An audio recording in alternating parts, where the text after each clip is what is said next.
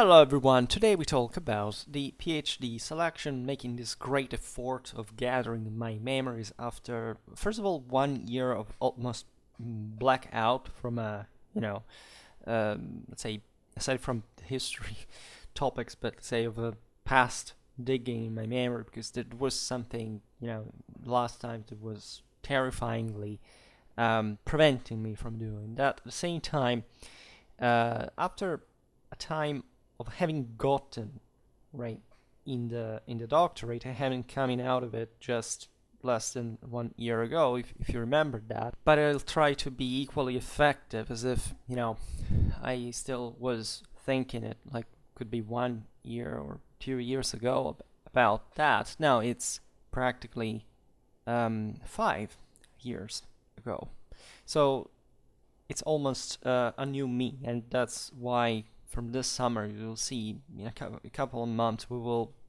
also give a new regime to Schwerpunkt, in part coming back on track as we used to do before 1 year ago or so, but also trying to recover all this meaning and stepping a bit further. But this is not the point.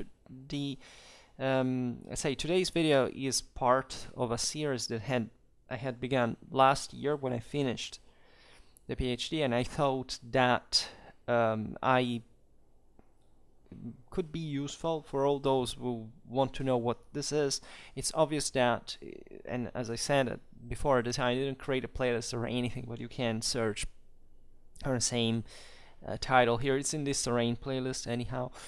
Let's say that there are many differences, of course, among those that choose this path. It depends essentially not just on it depends first of all on the research, on the institution, on the say climate in which you are operating, or your background, whatever. So these are probably the closest videos to my say personal experience that I will let out, because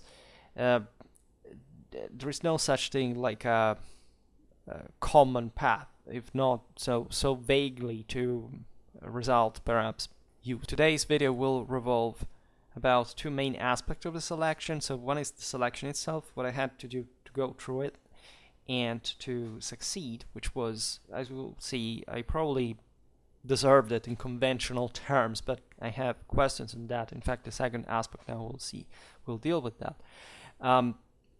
But at the same time, it was, as everything,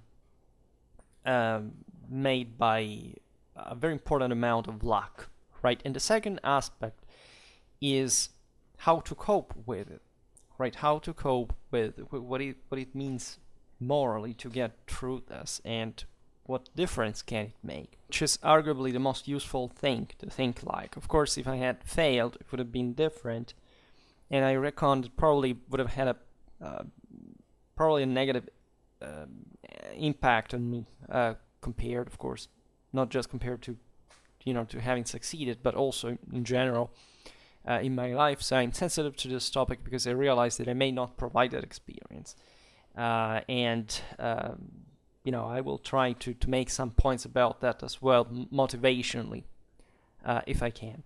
I already made other videos concerning, first of all, the reasons why getting, say, one video was about the motivation. I remember what it was I made another one, for example, about what is the doctorate or something, right? But we will get through. So I already explained why I wanted to make this research and why I decided to become a PhD, or to at least trying and eventually succeeding. But it was before, so I didn't know, and that's what you're interested in, how to make it happen, right? And then we will get through also the research, the method, how I worked, what happened through those years, what I had to do, what I wanted to do, and what I managed to do, what I couldn't do, what all the accidents, and some accidents even brought, they were quite lucky ones considering the outcome that is often unpredictable. And this is, I made this point already, it's getting through the thing that makes you qualified, right? It's not starting pretending to say that you are qualified, because you still haven't gotten there, right? And I think this is a useful note from where to start historically, right? I walk backwards like crabs, but not just because I'm on cancer, I have birthday in a few days, but because I think it's always, and I already addressed, in fact, the what was the moral temper of the last, in fact, days of university. In those, say, when I decided to get into the doctorate, and in that video, yes, I remember limpidly I was talking also about how I had learned all of it in the previous years and gradually approaching that, right? Because on the point I just made, what actually what, say, manifested itself at that point in my life is that I was practically finishing my master degree, and also not necessarily hurrying, but you want that everything goes well, right? Especially if you have this other project. And the main tension was saying, if I don't pass the selection, that, as we will see, was quite difficult, right? Not necessarily hard, it depends. It's hard, depending on who you are, what's your background, right? But it's still difficult because, again, there is a very important amount of luck other than just capacity. And so my point was, it was interesting because I would have essentially gotten my master even, I don't remember exactly now, but I think it was even after, yes, it was, I got my master degree after the selection, after I knew I had gotten in. And because the administrative, technicalities allowed that, because normally, that's what the academic year normally works like there. But you understand it was a significant amount of pressure. It was also increased by the fact that not only was completing this 300 pages master thesis with a lot of translation from another language that I had to learn from scratch just to write the thesis in the year before, during the year prior, and I had to work and prepare myself for the selection as well, because I didn't stay there idling. And plus, and preparing myself for the selection included reading tens of thousands of pages the whole summer of many medieval history manuals, right? Something that none of my colleagues, I think, actually did, right, in the same way I did. If anything, quantitatively. I'm like this, you see it from the video, I make this enormous amount of effort, right? Even if at the moment doesn't seem to have a, quite a success, but over time it sediments, it settles this substance of some sort, right? Also with some form, hopefully, by a larger degree than one would expect. And so that's my trick, right, to succeed. And one thing that, in fact, I realized that the last exams, in the last exam I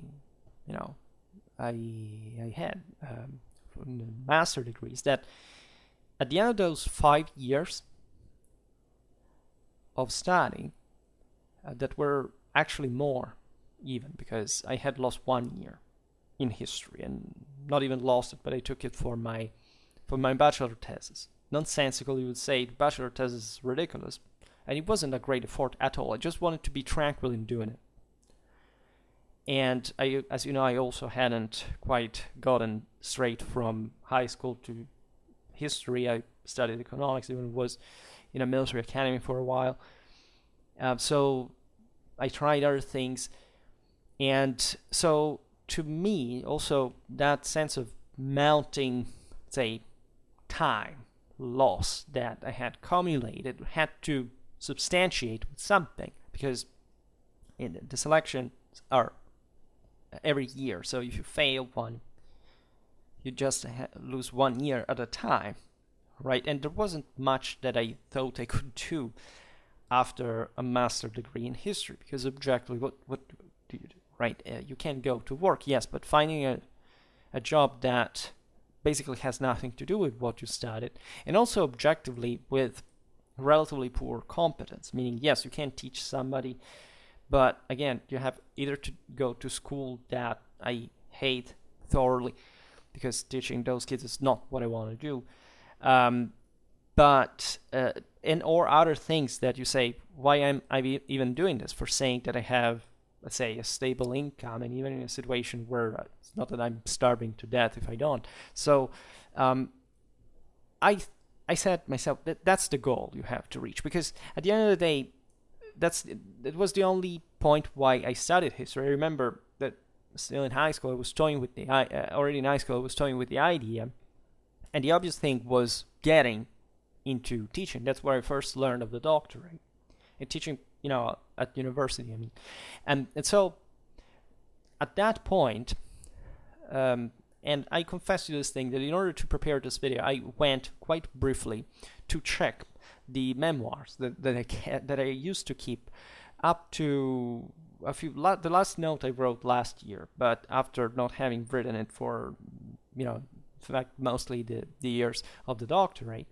And I went back and I was struck by the degree of lack of self-confidence I had, which, is a trait of mine. I presume you understand that I'm not that. I'm very self-assertive. But I'm also a sensitive person, and I've never been an optimistic type, right? Nor a pessimistic one. But I think that great part of, if there is any of my historical consistency is not being, abstract or idealistic for the sake of it, right? Regarding reality. To me, reality works in ways that are dramatically evident, and so I never bought the idea, you will always make it, whatever. It's always been a struggle, right? And that's the point of it all. It's the doctrine of struggle and victory that eventually builds you up, right? Today, I'm a completely different, completely maybe not. It's the same me in many ways, but 5 years ago, I surely didn't have all the certainties and the competence and the experience and the vision and the clarity that I have today. I had to learn a lot of things, and that's the reason why we have doctoral programs, because again, as we will see better, hopefully at some point, you're out there on your own, right? Nobody teaches you how to do it. You have to find out yourself. And the last exam I made was in the master degree had showed me that I was ready for the next step, because the last exam I made, not that I, had particular failures during my university path, but was the best exam I ever had, right? I had studied well, without difficulty, with method, with effort, with intelligence at the end of the day. And so I had scored that final hit that tells, okay, you are mature enough for doing. I don't know how it feels for other people, whether it was just my impression, etc. But I could feel, when an engine kind of gets to its optimum, right? You can feel it when you drive. That's exactly the point, right? To the point, that's how you go. That's how you have effectively mastered your work, and that's what, in fact, the master's thesis is supposed ideally to be. For many people, this is not quite the case, right? Many people just get through things in a mechanic, kind of soulless, and I don't believe effortless way, but in a way that is kind of oblivious of such, let's say, broader meaning of it all, right? I've met countless amount of people that just were doing it for a practical purpose, but they didn't feel it, or they were bent to an ideology that was not really about being coherent or objective or using a scientific method, but that had already used that as the only meter and following it. In fact, even during the PhD, I've met in my group, in my colleagues of the same year, the other subjects were communists, for example, and I must say that they were they were not even studying. Oh yes, one guy was from contemporary history, but let's say, and he had enormous problems, but not probably because it was a communist, or maybe also, but let's say, I mean, if you buy into some ideologies, you tend to maybe also not understand exactly what the potential and the opportunity of something like a doctorate really means, right? There, as we will see, we were kind of the best of the best. Not to flatter myself too much, because in my opinion, if that was the best of the best, we're in deep trouble, right? And not just my university, but my faculty is really at least one of the top in Europe, if not to say, and I could say, because exactly when I scored when I got a PhD, my faculty scored that record in Europe. So this was minor satisfaction of mine, but it doesn't mean anything, right? It doesn't mean anything if you, and the PhD experience does show you that, because you meet with other people who are also making that research, and in my view, that was like a duty, right? Not a duty that somebody enforced, right, on me, because nobody told me, like, I've always known as a kid that I had to study and work. So it was never like somebody terrorized me about it. They simply said, that's the thing you have to do. Point. But I was not reminded, I was not threatened, I was not imposed that. It was just because I was given the, rational, confident, clear, solid understanding of why that is the right thing to do. And so I didn't need a reminder for that. So for me, obviously, it was also an ambition, because I'm an aggressive, ambitious person, even if I don't show it much. But let's say, because for me it's normal, right? It's normal for me to say, okay, there is a greater value than individual people, for example. That's a hell of a driving force, right? Most people don't see that. It's not on their horizon. So they don't contemplate why you would get in something that, after all, is you can deal with even more lightly in other ways. And in fact, I will show this, even the attitude of the individual researchers that I've met. And I must say that as historians, we're normal, at least, as medievalists, as some, okay, but this is not, okay, let's not brag about this, but let's say that those who study history more historically, let's put it in this way, not just making, ideology through history as an excuse, seem to be also the most conscientious individuals, right? Because objectively,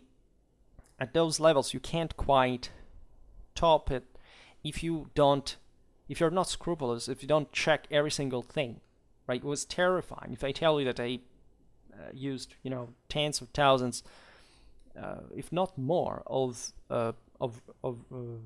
references, frankly, and that they are not a list, right? They're all intertwined. Well, you understand that you must be motivated, right? There must be some higher force, higher logic that makes you do that, because otherwise you can't even keep these things together. But we will talk about that gradually, because again, I think that at the end of the day, the most interesting aspect of this all is the research itself, right? But even getting there as a motivational aspect. So as I said in the other videos, I had already began to ask, right? So especially I had this figure of my tutor, who was also an important professor. Now she's retired. She retired when I finished my PhD, so I was her last, and she followed me throughout all the way, right? Bachelor, master. She's one of the greatest experts in her own field, important field of medieval history. We also talk often here about, and so a big shot, but a very humble person, right? Very polite, very intelligent, very clear, and in fact, not chit chat individual, and even just characterly, we got each other because we're very similar, and so I always explained how it worked, right? And the selection fundamentally consisted in 3 steps. The first one was essentially presenting the project. That's what I made the video about too, right? You have to make a very brief, after all, summary of what you want to do in the research. So you present that, and the commission will read it, and it will give you some points, right? But we'll see it later. And it's, in a sense, the least important. I mean, it's important to, at least, again, this was just my university. It also passes for a good one, and I know that, especially, let's say nowadays, PhDs are being bought, right? You pay, you can't present an abstract. It's a kind of this summary, this project that is being written by someone else. You pay, you get the PhD. There are some countries in Europe where, I won't say which, but you just pay and you get the title, right? And everybody knows eventually in the further academic selections that, let's say, the PhDs from those countries are less qualitative than others, right? And so this is true for every institution. But don't think that there's been this idea that has been generated by rating agencies, etc., is that the best universities are the ones that work like a company, right? That make money, that have, lights that work, that have fountains outside the building, right? They don't give a shit about teaching or what the method is. If it's broadly like a friendly environment or a secure environment, and there's this great, I don't know, whatever, it hires, it rises in the rank. But frankly, and there is still a good evaluational tool, right? And that is, in fact, made by the most serious ones, that tells you that actual good work comes from a shitload of theory and a shitload of practice in every education. That is to say, you have to spit blood and sweat tears to be a competent person. Otherwise, it's just a walk in the park is not going to make you a competent person, right? So, unfortunately, those systems that self-publish themselves as the great centers of learning, whatever, because they rely more on this kind of economical mechanism, obviously lie, right? Everybody was motivated primarily by earning, right? Has always the choice of saying, I want to earn, yes, but is that the end? Is that the consequence of what I am actually worth, or is it just faking it, right? Because great part of this thing, it's become mostly an entertainmental kind of thing, right? Like call for papers, etc. Oh yes, let's make this great conferences. You pay. What do you have to do to speak? You have to pay, right? So even if you produce bullshit, you pay, and you can speak and you can get things published. Well, you wonder why education worldwide is completely sinking everywhere, and the quality of PhDs everywhere is utterly disgusting. I mean, there are medievalists in Europe as PhDs that today do not even know Latin. I mean, they need somebody needing to translate it for them. These are PhDs in medieval history, right? Change job. Like, you're useless. You cannot say anything meaningful if you are not a person that has that background. You just can't. Even if you study something that in theory has nothing to do with Latin, which is impossible in medieval times, even if you study peoples that didn't, because the only things were written in Latin about that. You cannot afford even to teach medieval history in a school, right? You're just incompetent, culturally inept, and practically useless as an individual, as a teacher, whatever. Because that's the point. Morally speaking, you cannot go there and say, I don't need this. There are some things that you forcefully need and that you must achieve in order to be competent. And there are some objective standards that cannot be denied. If you deny them, it's just because you're a moral relativist that, in fact, reveals his or her own incompetence. And that's the only point, right? So this is always the point. Don't distrust people because they are this or that, but just earn by yourself the meter of evaluation that derives from being competent. So in other words, being competent yourself. In any case, this selection was a serious thing because, again, you have this project that is the least important aspect of the selection. Then there is this written anonymous essay that basically makes almost the whole thing.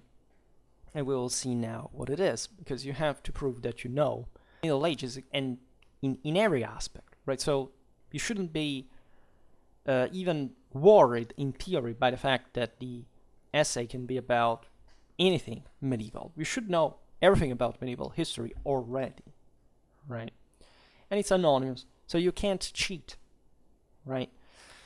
And that's also something that I know, even in my own country, it's not normal. I think it's my university, okay, it's kind of the most important, but also these mechanisms are decided by, I don't even know, I don't even think it's, because my university is huge, by the way, it's really enormous. And so I don't know whether probably other faculties have other means, other criteria, but I know for sure that other universities, even in my own city, do not do that.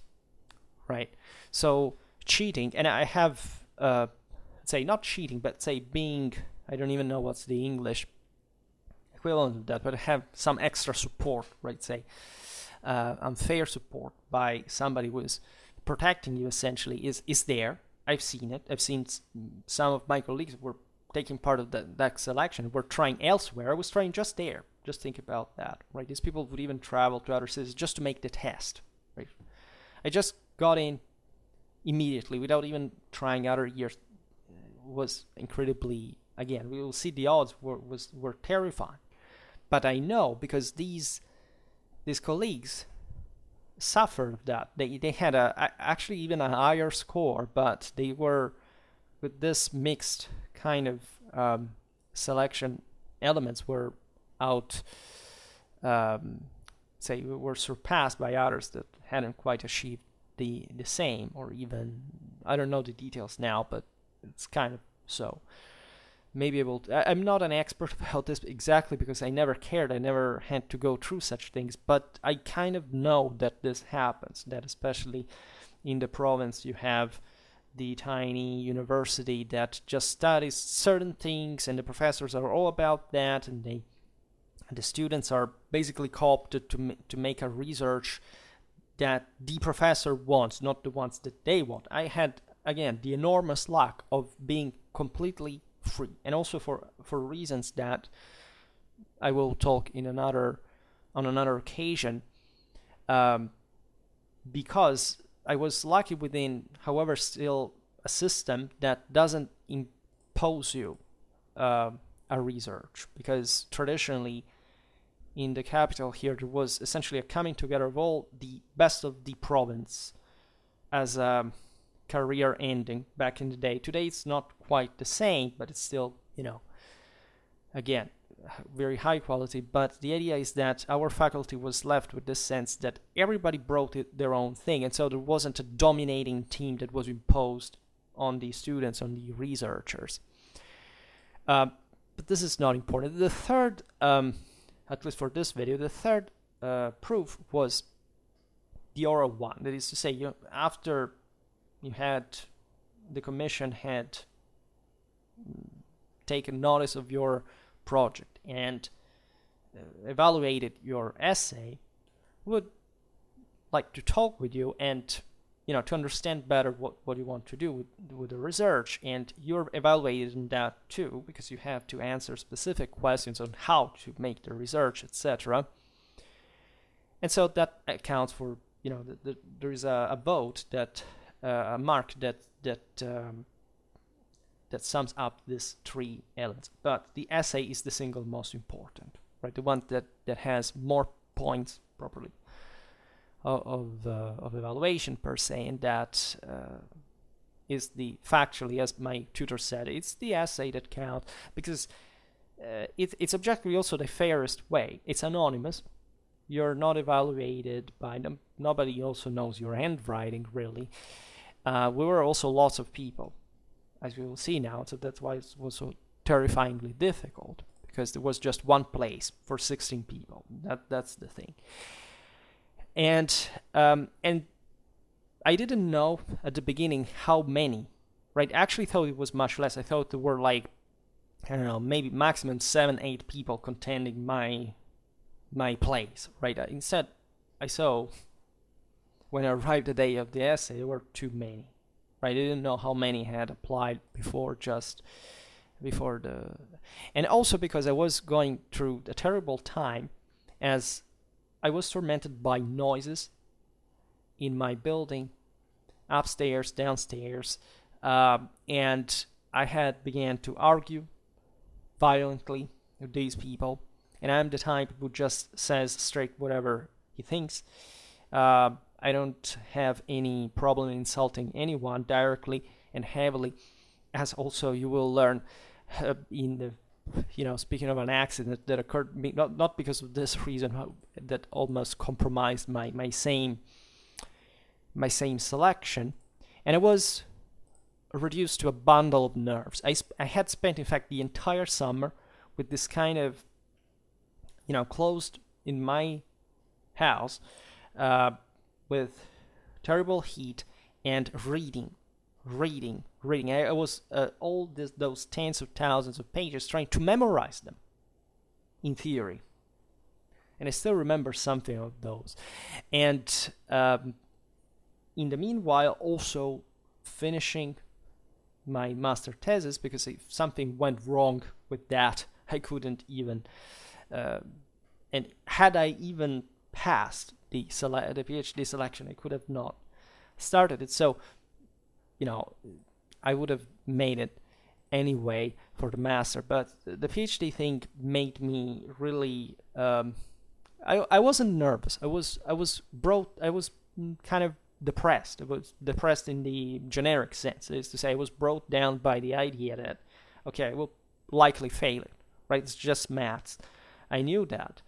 And therefore I was doing everything that I thought could help in a way or another, because I had no idea what the trace of the essay could ever be.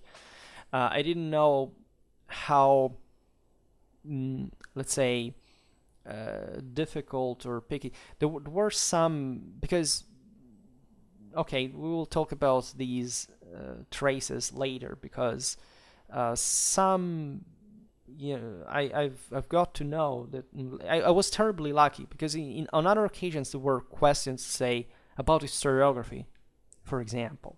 That was terrifying. Nobody would have known anything at that point, and somebody would have had to pass anyway. I don't remember whether there was a minimum that you had to reach with numbers, but the idea is that, one thing is talking broadly, as I may be doing with the manualistic topics on here, about, I can quote, like, some author is famous for having said something meaningful historiographically about a certain pattern interpretation, but if the essay becomes on the guy and the historiographical interpretation the works, would us do that, right? Even at university, nobody ever, there was not ever a class about that, right? Of course, you would study things from, you study books from certain authors, but first of all, some of them are very, they are from updated historiography. I had the luck of studying things from Kantorowicz, from some authors, from Tubert, from some names that are important, especially in medievistics. But I knew generally some other name, I don't know, the Goth, there are, let's say, that because I had just been told that they were important and I had met them, Mark Bloch, etc. But it's not that we were formed on those authors that were properly educated in, making a historiographical criticism. The essays, I don't remember whether the year after, or I don't remember somewhere, because I have now 5 years ago, these were corridor voices from somewhere. It didn't happen to us. But the applicants were quite upset. The participants, the candidates, were quite upset, because at that point it was just, how are we actually being tested about something that we've not even been educated in, fundamentally? And I was tormented by this thing, because again, and you would have, the interesting thing, you would be surprised to know that I began to think about Schwerpunkt exactly at that time, and Schwerpunkt was It was not Schwerpunkt because I regard it as an abortion of some sort, but it was titled in the same way. It was a Facebook page originally that I had started before, exactly in those times. It was in September because the selection was in September, and I had began to post things about, photos, pictures of warfare, etc. And I began to share it in Facebook groups, and the page got blocked because Facebook doesn't want you to do that. And plus, Facebook doesn't pay you anything, right? So I had been toying with the idea of making YouTube videos, and I had even a channel already that was secondary. I had uploaded I think it was just one video about history, and the other was about video games, like FPS, this kind of brief actions, but it had nothing to do with this broader project. And the idea was that if I had failed at my PhD selection, I would have surely started a YouTube channel. Instead, I did it anyway, or better, I passed the PhD and I decided to start the channel, which happened later on in the following winter, right, in 2018. So, to be honest, I was desperate again, because up to that point, you see, all my life, like almost today, had been after something. It was essentially about my education. It is my work, my task, my duty was about the next exam, right? The next year of studies, and etc.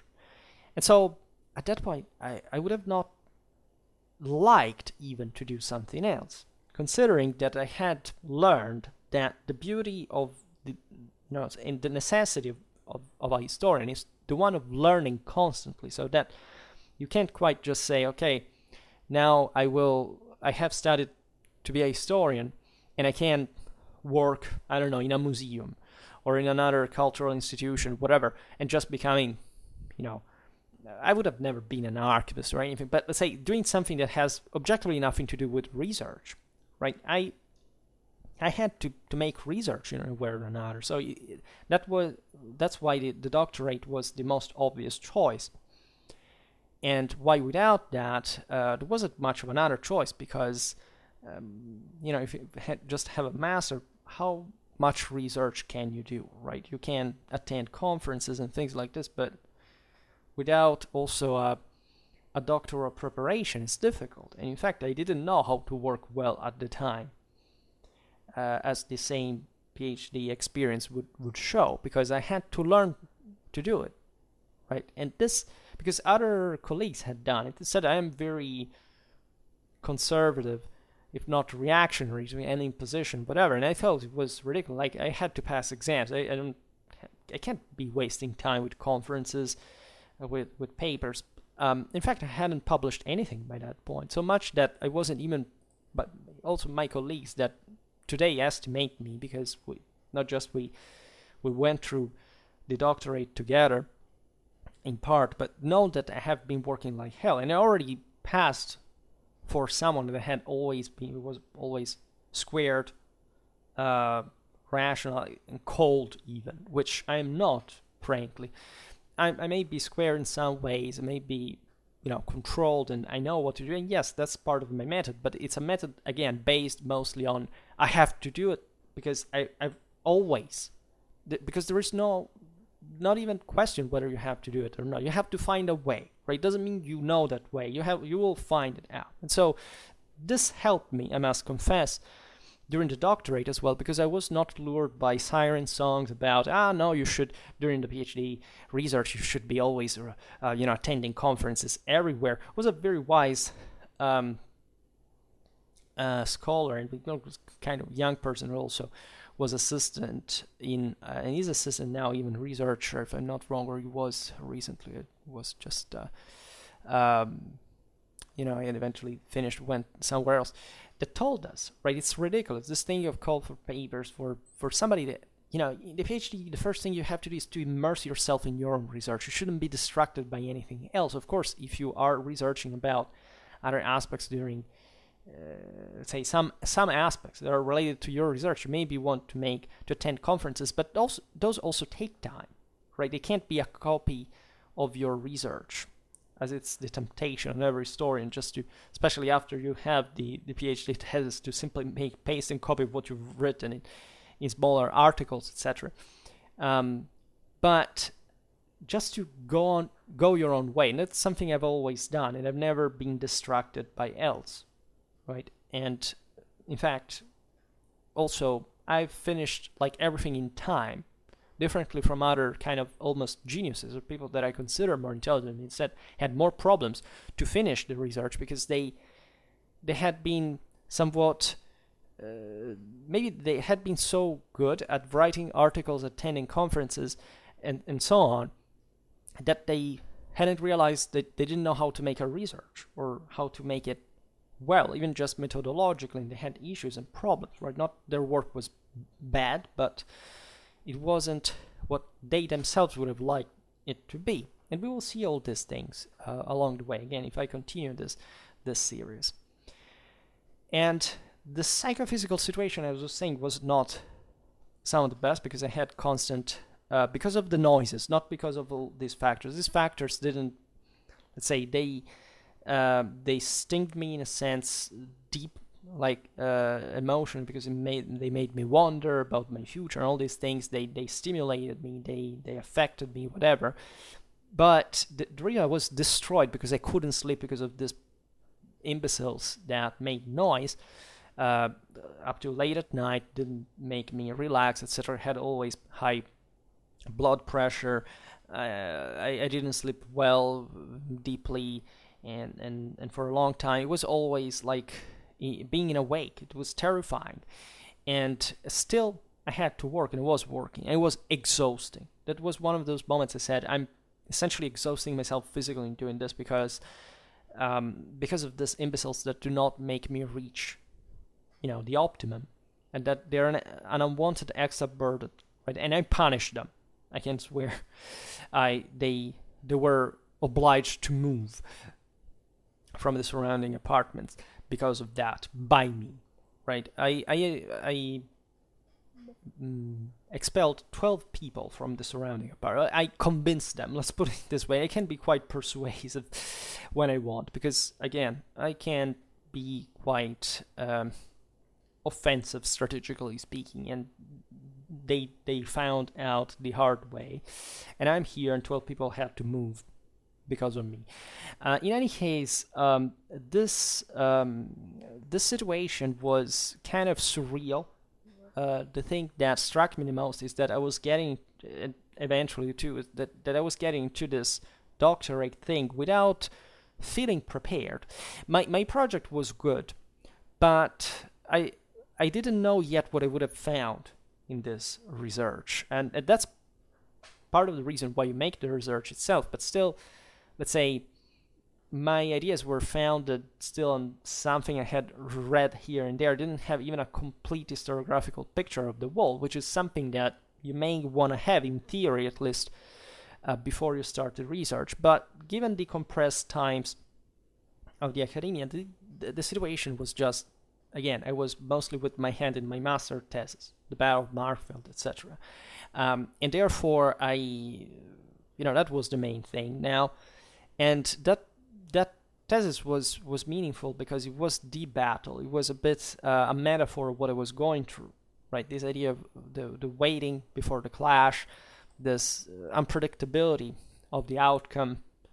The problem is that your destiny is at stake, in a sense, and and the consequences of this will be quite tangibly either positive or negatively affected by it all. So it was just, I can say it felt like a longer step than I could afford, but I still felt mildly inadequate, or at least I felt that I couldn't control that system because I didn't understand that system yet. Even the same selection, right? That was the greatest, not anxiety, but let's say, when you don't know something, you are, and you have to rely on it, it's not easy, right? You're going to be tested by essentially a mechanism that you don't still fully understand.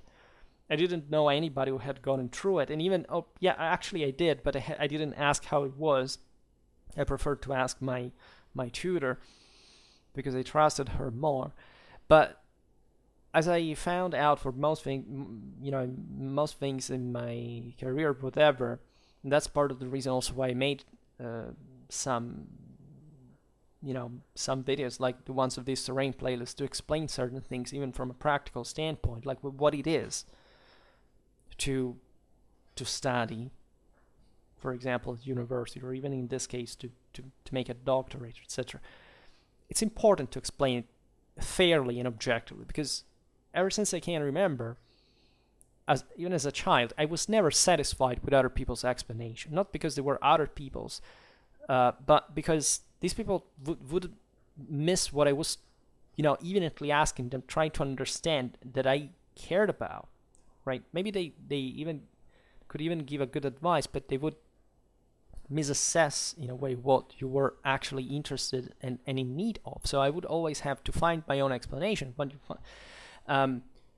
When I succeeded in it, I also felt the need of telling to others, like, how is it really, right? And why don't people don't tell you about that precisely.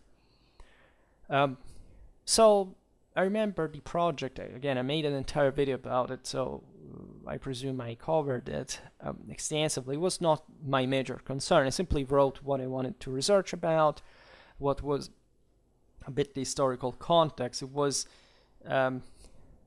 essentially studying 60 years of a specific European region in detail, as far as everything military was concerned, literally reading all the sources ideally, which I didn't even think actually at the time I could do, so that I had selected just certain policies that I would look at because I thought they were kind of more exemplificative. But during my research, actually covered the whole freaking thing.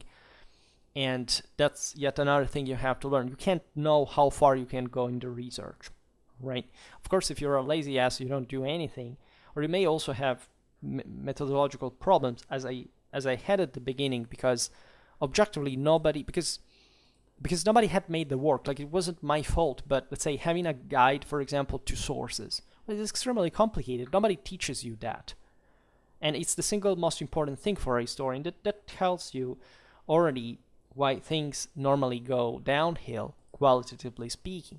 I was very lucky in that too, as we will see. But it was just, I think, like one page. It was that short, right? Saying, I want to use these sources, I want to look at these things. Nobody has ever done it. There are these interpretation problems. It was mostly a tactical. I mean, it would be the art of war overall at the end of the day. But it started naturally from tactics, because also the typology of sources fundamentally allow you to study the strategical dimension mostly through that. Because again, we will explain it also during the in the videos about the research proper. But it was, again, just simply saying what you wanted to do. It wasn't that complicated. The important thing I would discover later was also to be historiographically aware, and also more proper regarding the typology of source, because that's a research, right? So what you want to say is exactly where are you going to find the answer to your question. I must say at the time that the most difficult thing was to even formulate the question, because I didn't know how much was there out to check and how much I could have, right? And it was quite, after all, modest in my aims, because I didn't know how far I could take that, and I overwhelmingly broke those limits later on. I simply pushed on the accelerator, as I could never think. And again, also because I was lucky, but that happened only during the research, and before I couldn't know that, right? Or it would have taken a much, say, an amount of time for discovering it that I didn't have, and that probably only the research could have given me in that way. Then the essay. I don't remember much about the whole thing. I remember, yes, I think during the essay day, uh, I felt better, first of all, because those morons downstairs had gone away. But still, there was a car alarm that rang all night. And strangely enough, I managed to sleep. Because if I hear a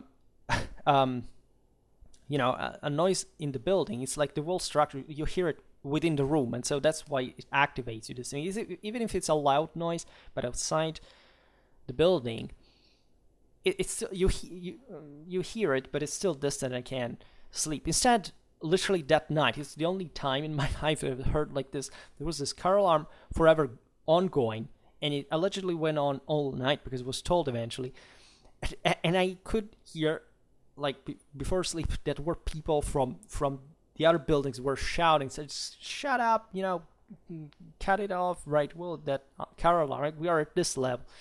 Other thing, but I managed to sleep. I remember the evening before, I was even quite moved because again, I went checking this kind of diary that I kept years ago. That I realized I wrote only in times I felt of some kind of low esprit, low morale. Right? I said, I needed to make the point of the situation. I often do it still today, but not writing a diary. It was just some memoirs, some notes that I added very regularly, and I went reading them yesterday because I wanted to get a bit more in the mindset of where I was.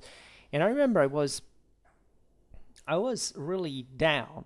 Right, this thing brought me down. I was thinking about my family, those relatives of mine who had to struggle in order to study, to have a future that was there, and I had to make it for them. It was really that important for me. It was really, I love.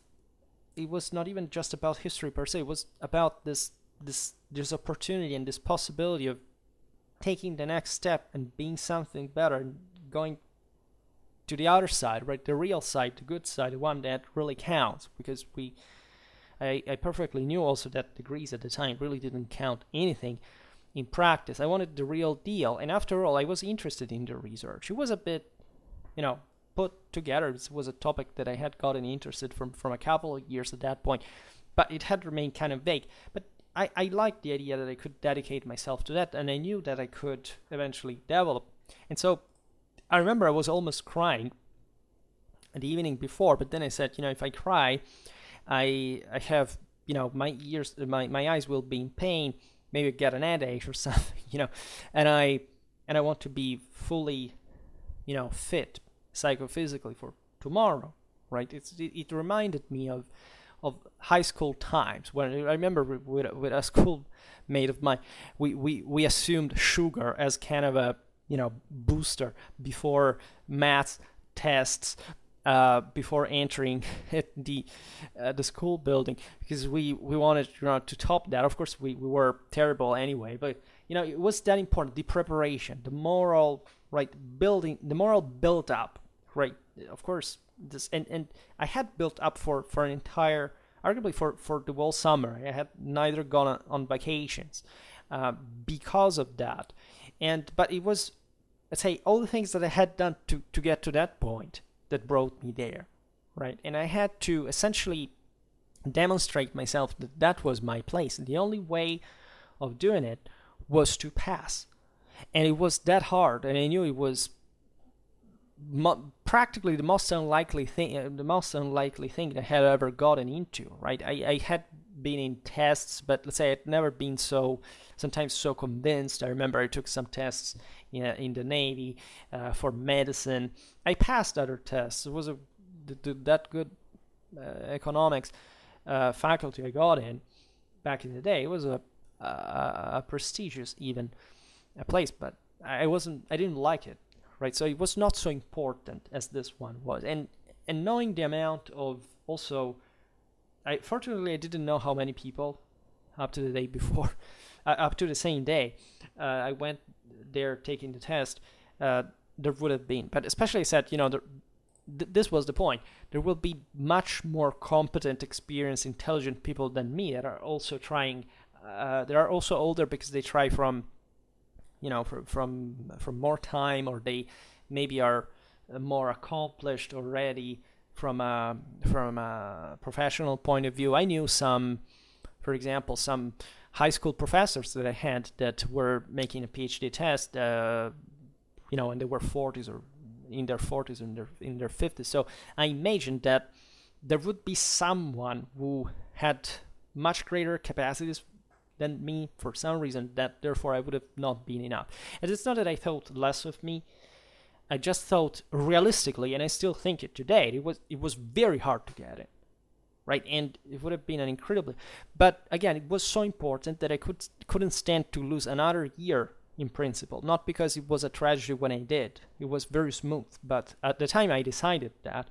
This time I would have not decided if I didn't pass. And not necessarily this criterion of evaluation would have been fair, because I knew that things could go wrong for many reasons, right? I'm the person who also fears to get late or to have an accident while getting there or something. And it almost happened. You'll see, not for the essay, but for the oral examination. It was terrifying, but also my fault, and that's what was stupid. But just to tell you how complicated human nature can be.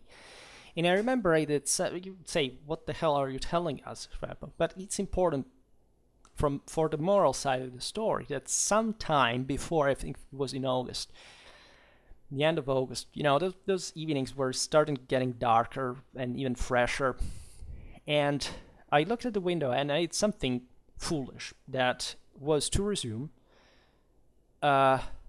essentially a devotional practice, not different from the contractualistic pagan mindset. That is something I used to do since I was little. That is to say, I took an oath. Basically, I said to this deity of mine,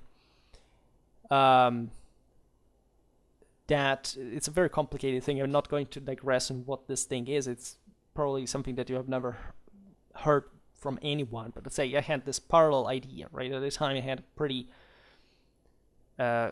consolidated idea of what God's point in general was, and I stuck to that as well. But there was this other almost, primal or archaic or kind of somatic element of me to which there was a natural figure, literally, that I swore this thing to, right? Towards God I would never do that, because that's not the point, right? The point is accepting everything for how it comes, but still there's this kind of lesser form, but still an important one for that element that still has to motivate you in practical ways, to which I would basically swear that I would pass. That I already did this in the past, especially when I was in high school, where I really cared about my grades and being successful, even though I was per se, and not that I was this, excellent student, but I was considered a good one. And also because of this terrible amount of time that I dedicated to learning, or at least of managing it, right? My military interest would start from those times when I thought that before an exam, a test, whatever, I would have trained by studying, by learning my army to withstand the battlefield experience. And I could feel the troops, right, acquiring that collective training, that discipline, that motivation, that consistency. I would see them almost marching in campaign.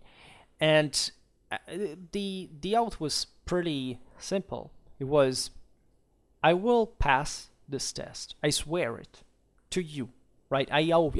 This is something that eventually we will have, like a deal, right? I already give you this. I promise you that I will pass, which is foolish, because it's like literally the Roman devotio. It basically means that you sacrifice part of yourself in exchange, right? And what I will do when I pass, of course, the medium of this state, it would help me, achieve this devotion, because that's the supernatural help I was seeking for. But in exchange, when I will be in the research, which is just getting started, you don't know whether it will end successfully or not, because you can fail. You can the commission can stop your research at some point if you don't succeed, whatever. So it's not to be given for granted, and that's also another interesting aspect of the doctorate we'll talk about. I will do everything to make it. And this was a quite intense experience, because I had basically stopped making these deals.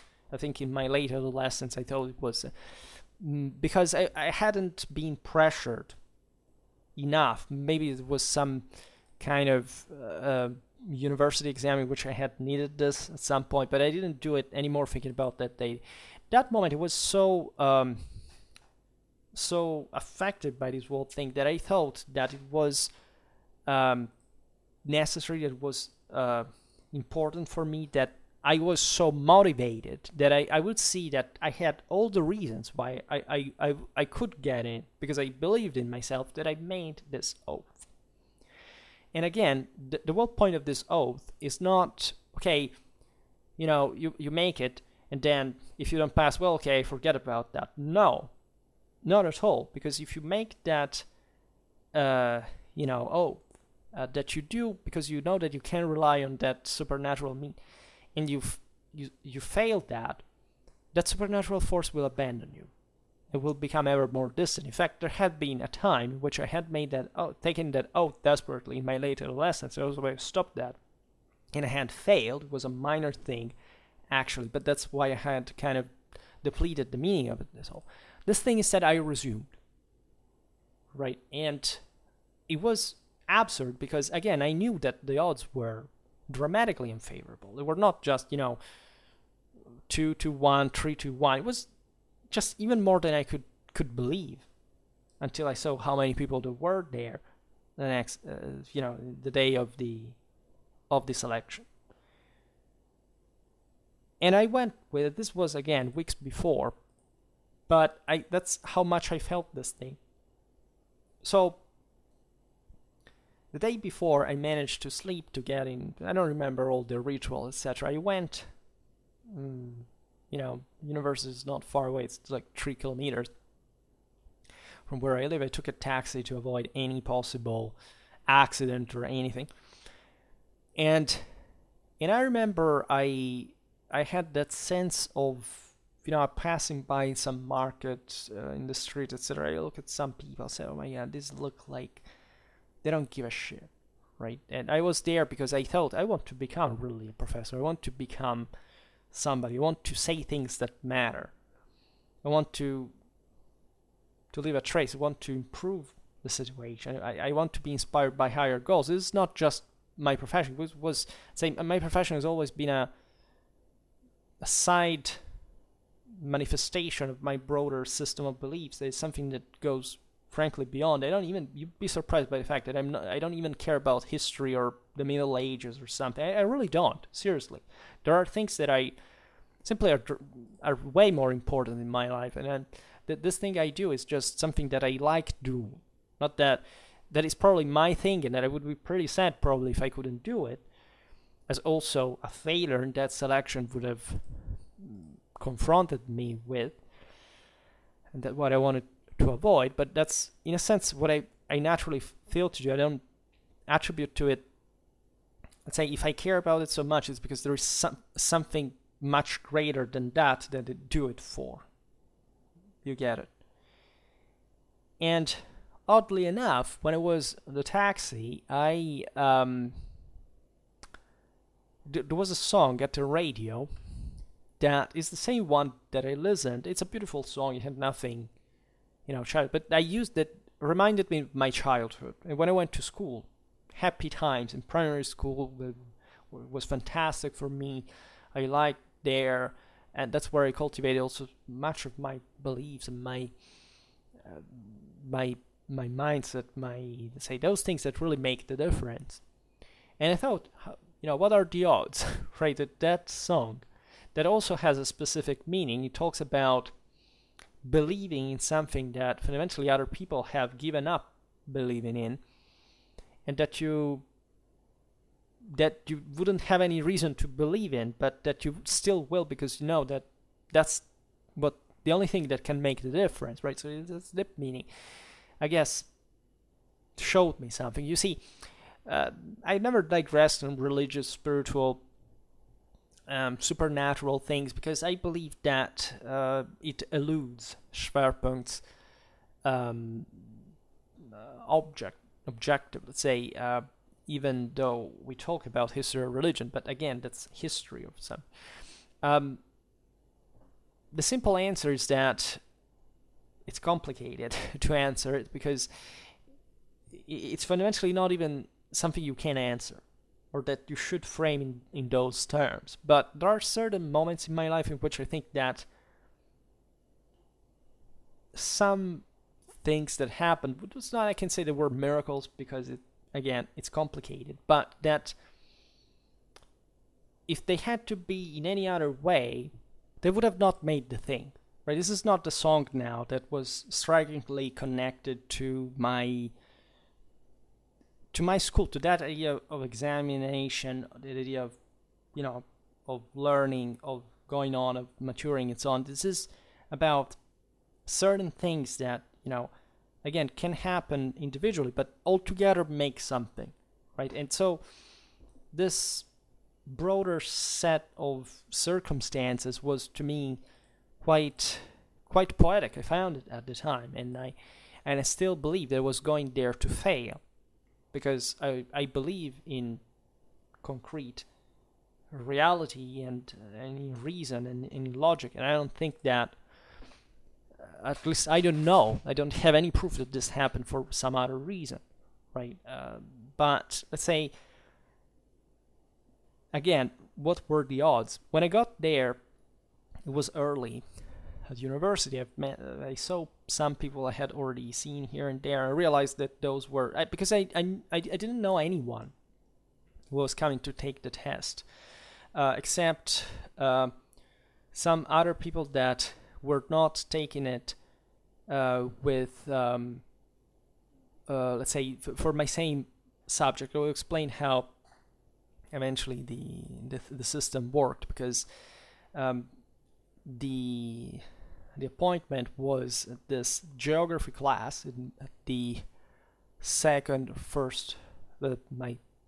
My faculty building is complicated, but let's say the first floor of my faculty, the geography room that is enormous. And when I got there, it was early, because I come early to places, because I'm not punctual. I always come before, and for some reason I saw already there was someone looking at, and it was a guy that I didn't know, that was the first guy that also I would see that was actually there for medieval history. Well, you know how it happens. The thing was 1 hour before, 1 hour after or something, and people began to arrive, and there were always more, right? And we weren't there just for medieval history. You see, the selection was for, let's say, in the same room for all the departments that we had there, that were specifically medieval, modern, and contemporary history, 3 separate ones, then anthropology, history of Christianity, and history of religions, right? And the selection was like this, that for each one of these, there was only one place, except for anthropology, because anthropology acquired this great fame and power, like a post-Carolingian lordship, for which it dominates our department for some reason. So they had 2. And plus, it was this was the first year, because normally there would be 2 places, one with scholarship and one without scholarship. That was the first year instead, in which the places without scholarship were eliminated, except for one in all the department, meaning that were make the count. I don't know how much, 7, 8 places with scholarship, plus a jolly one without scholarship, which means you don't get paid fundamentally, but it could be assigned to as an extra place to any of these other of the various departments. It would be assigned to medieval history, by the way, not to me, but the story behind this is nice. I will say it later. So as medievalists, also we kept the banner high, right, in favor of our prestige, because the kind of bastard thing of this is that the selection, given that we made this test all in the same room at the same time, actually counted the votes, the points that everybody would get all together, meaning that if you after we made the test and actually we made also the oral examination, when the results came out, like we were all together in this list. So we were medievalists, contemporaries, anthropologists, whatever, all together. And so there would be, but since say there was only one place for each of the departments, there would be, say, people who had done better in other departments in absolute terms than the first best one of that department, right? And that they wouldn't get any place, right? Because say after the first one, the other was taken, and it happened to us, in fact, which was pretty bad. The guy who took the place without scholarship after me had done consistently better than the first guy of, let's say, I don't remember what it was, of anthropology or contemporary history, whatever, but and maybe even the third one, I don't remember. So it makes you saying a bit, but I was better. Right, but I didn't get the place. That's harsh, right? I realize if I had not passed, but I had gotten such a result, it would have been like, I would have been proud of that, but it would have also increased my disappointment, because hell, I even did it well and I didn't pass. It's unfair. But after all, it is fair, because there was no other way to distribute the places at some point. It would have been. Yes, there would have been also the possibility not to have this lot, and so if all the places are topped by, say, a modernist, only modern history gets all the scholars. But that's that I would say that's also not necessarily a good alternative. But this is not important. Just therefore saying that I don't know how much we were. It was a very crowded area. The geography class, I remember. The geography room was enormous. I went there just once, and I think I never went there, or maybe just once. Yes, I think was sometimes. I remember going to my geography department. There was beautiful maps on the walls, and I would look at the place where my ex stayed in another country. Said, "Damn!" But and testing my feeling, looking at the place where she lived, and said, "Did you pass it? Do you still feel something?" Now the map finally didn't tell me anything. I had gone past my ex. But this kind of memories. And that was instead, now I have another memory of that because of that day. There were too many people, right? I don't remember where we started counting. I think we were roughly 100 people altogether for all the candidates that were coming, only for our faculty. And I remember was a guy that also was there for medieval history, and he arrived and he said, how many are we? And I said, I didn't know, but he said, we are too many. Because objectively, I thought, again, there would have been just a few people.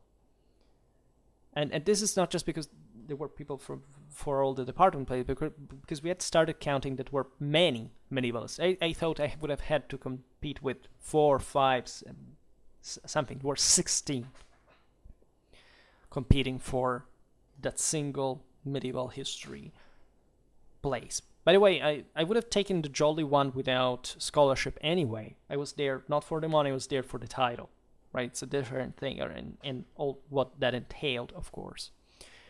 But again, even if it was just one actual place you could meaningfully count on for 16 candidates, and some of these candidates were also pretty damn good ones. I met there some colleagues that I eventually passed the year after because I took the place, and that became, I can't say my friends at that point because I didn't see them often, but I met them there. I was introduced to them by some, also there was a dear friend instead of modernist there. We ended up in the same year. There we had started the university together, and not really bonded that much, but the doctoral experience brought us very close.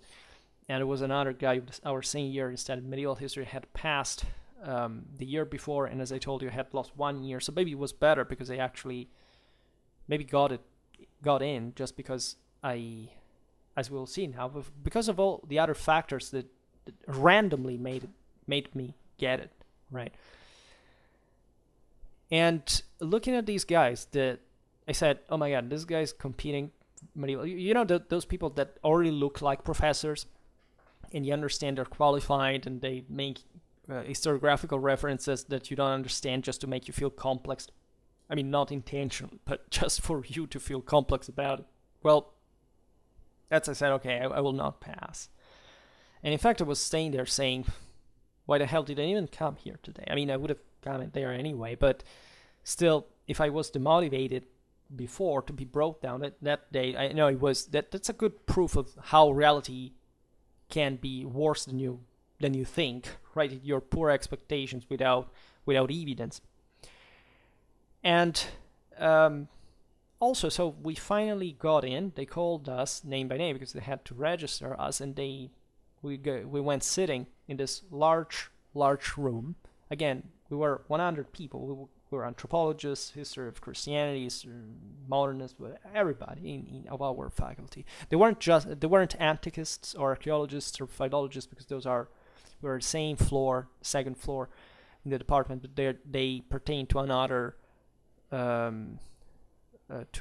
group, because also during the last years they grouped us in different ways. But anyhow, they weren't there. But I found, surprisingly, a guy there who I had met, on the internet, because we were modding Rome Total War together, talking about history about that. And then I discovered this guy was going at the same university, and we met once, just when he was I was getting in a class randomly. I was getting in a class, and he was getting out of it. I knew what he looked like because he had an account.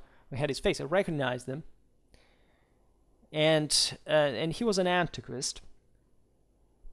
Rome Total War.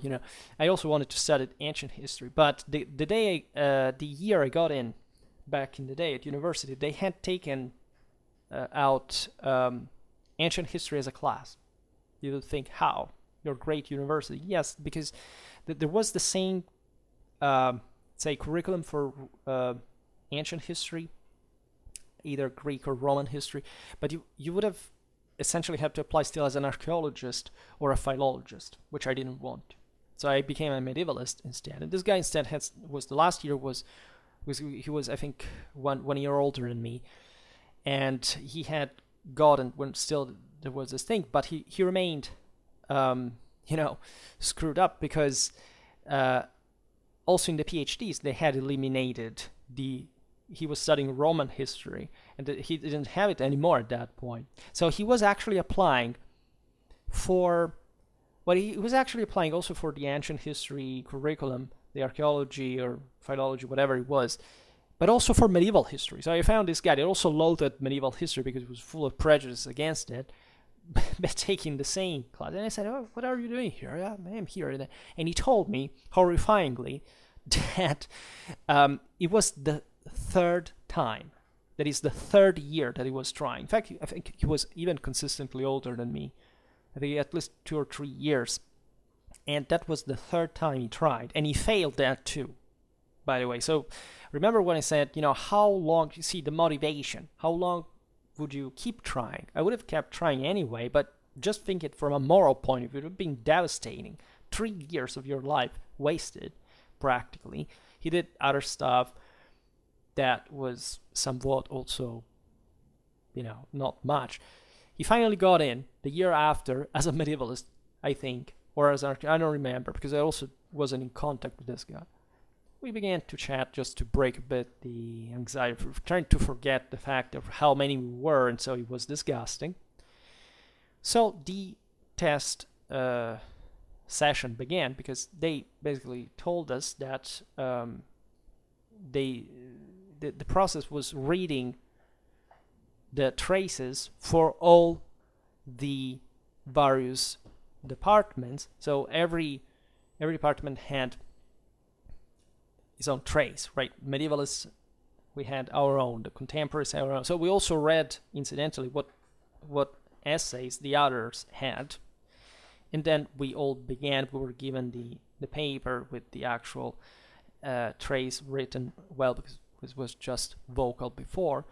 But the nasty aspect of this all, it was an extra torture to that, but that made my fortune. And just to tell you how luck is important, and von Clausewitz teaches this to us quite consistently, these essay traces were sorted out in front of us out of a pool of 3 for each department. And it was terrifying, because not only we would actually read the trace that we would have had to write the essay on, but we would be read also the traces that were not extracted. So to say, that was my trace, thanks for not extracted. And the worst is that they picked a random person among us to extract the trace, to make this terrifying extraction, like God does fortune, the terrifying, right, blinded. It was this colleague of modern history of mine. He offers himself always. He's one of those guys that participates in conferences. So he would sacrifice himself to say, who does want to extract the trace for his own? I think it was for his own modern history. And so I told him, well, because his trace was terrifying. It was about, it was not terrifying for a modernist. It was about the Reformation or something, but in a way that, again, was pretty bastard-like, and so he passed anyway. So he chose his own. You see, I made a video about the electoral system in Augustan times, of how they mixed the fortuna in the extraction through the divinization of Augustus' grandchildren, spirits looming on it. It's terrifying. It seemed something like that, and so medieval history, all the traces were, I don't remember the other traces. I remember this modern history one because of that colleague.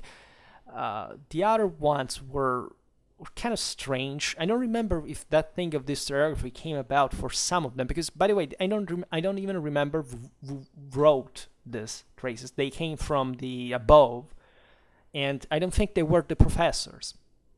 It was not the professors of our department that wrote this. They were external people, probably other professors, but from somewhere else that we didn't know, that told us this. So it's terrifying. It's terrifying because you don't trust anything of the whole system. You have no certainty. It's pure luck. And finally, medieval history came.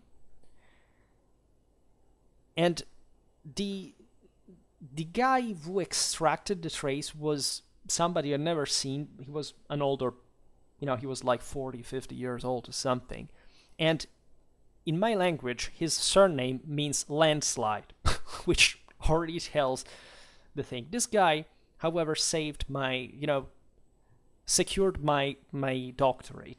And so I owe to a landslide the fact that I also, in part at least, the fact that I'm also a PhD. And this guy extracted the trace that was something like, and as the first line was spoken out loud, all the medievalists, we made was terrifying, because it was just one of those,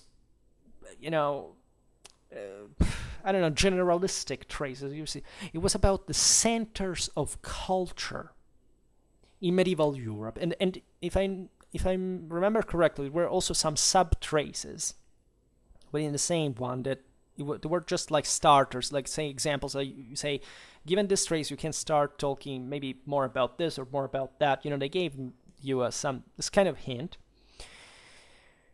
And I didn't like the trace because it was just, you see, these are the kind of traces the structuralistic historiographical culture has impressed. Talk about the centers of culture in the middle, this kind of vague, non-specific. There would never been something like tell about, I don't know, the Norman invasion of England, or I don't know, talk about the Fifth Crusade or something, because also nobody would have known perhaps what to write about that. You would be surprised, because that's how what medievalism has turned into, thanks to structuralism, Marxist influence in Western academies.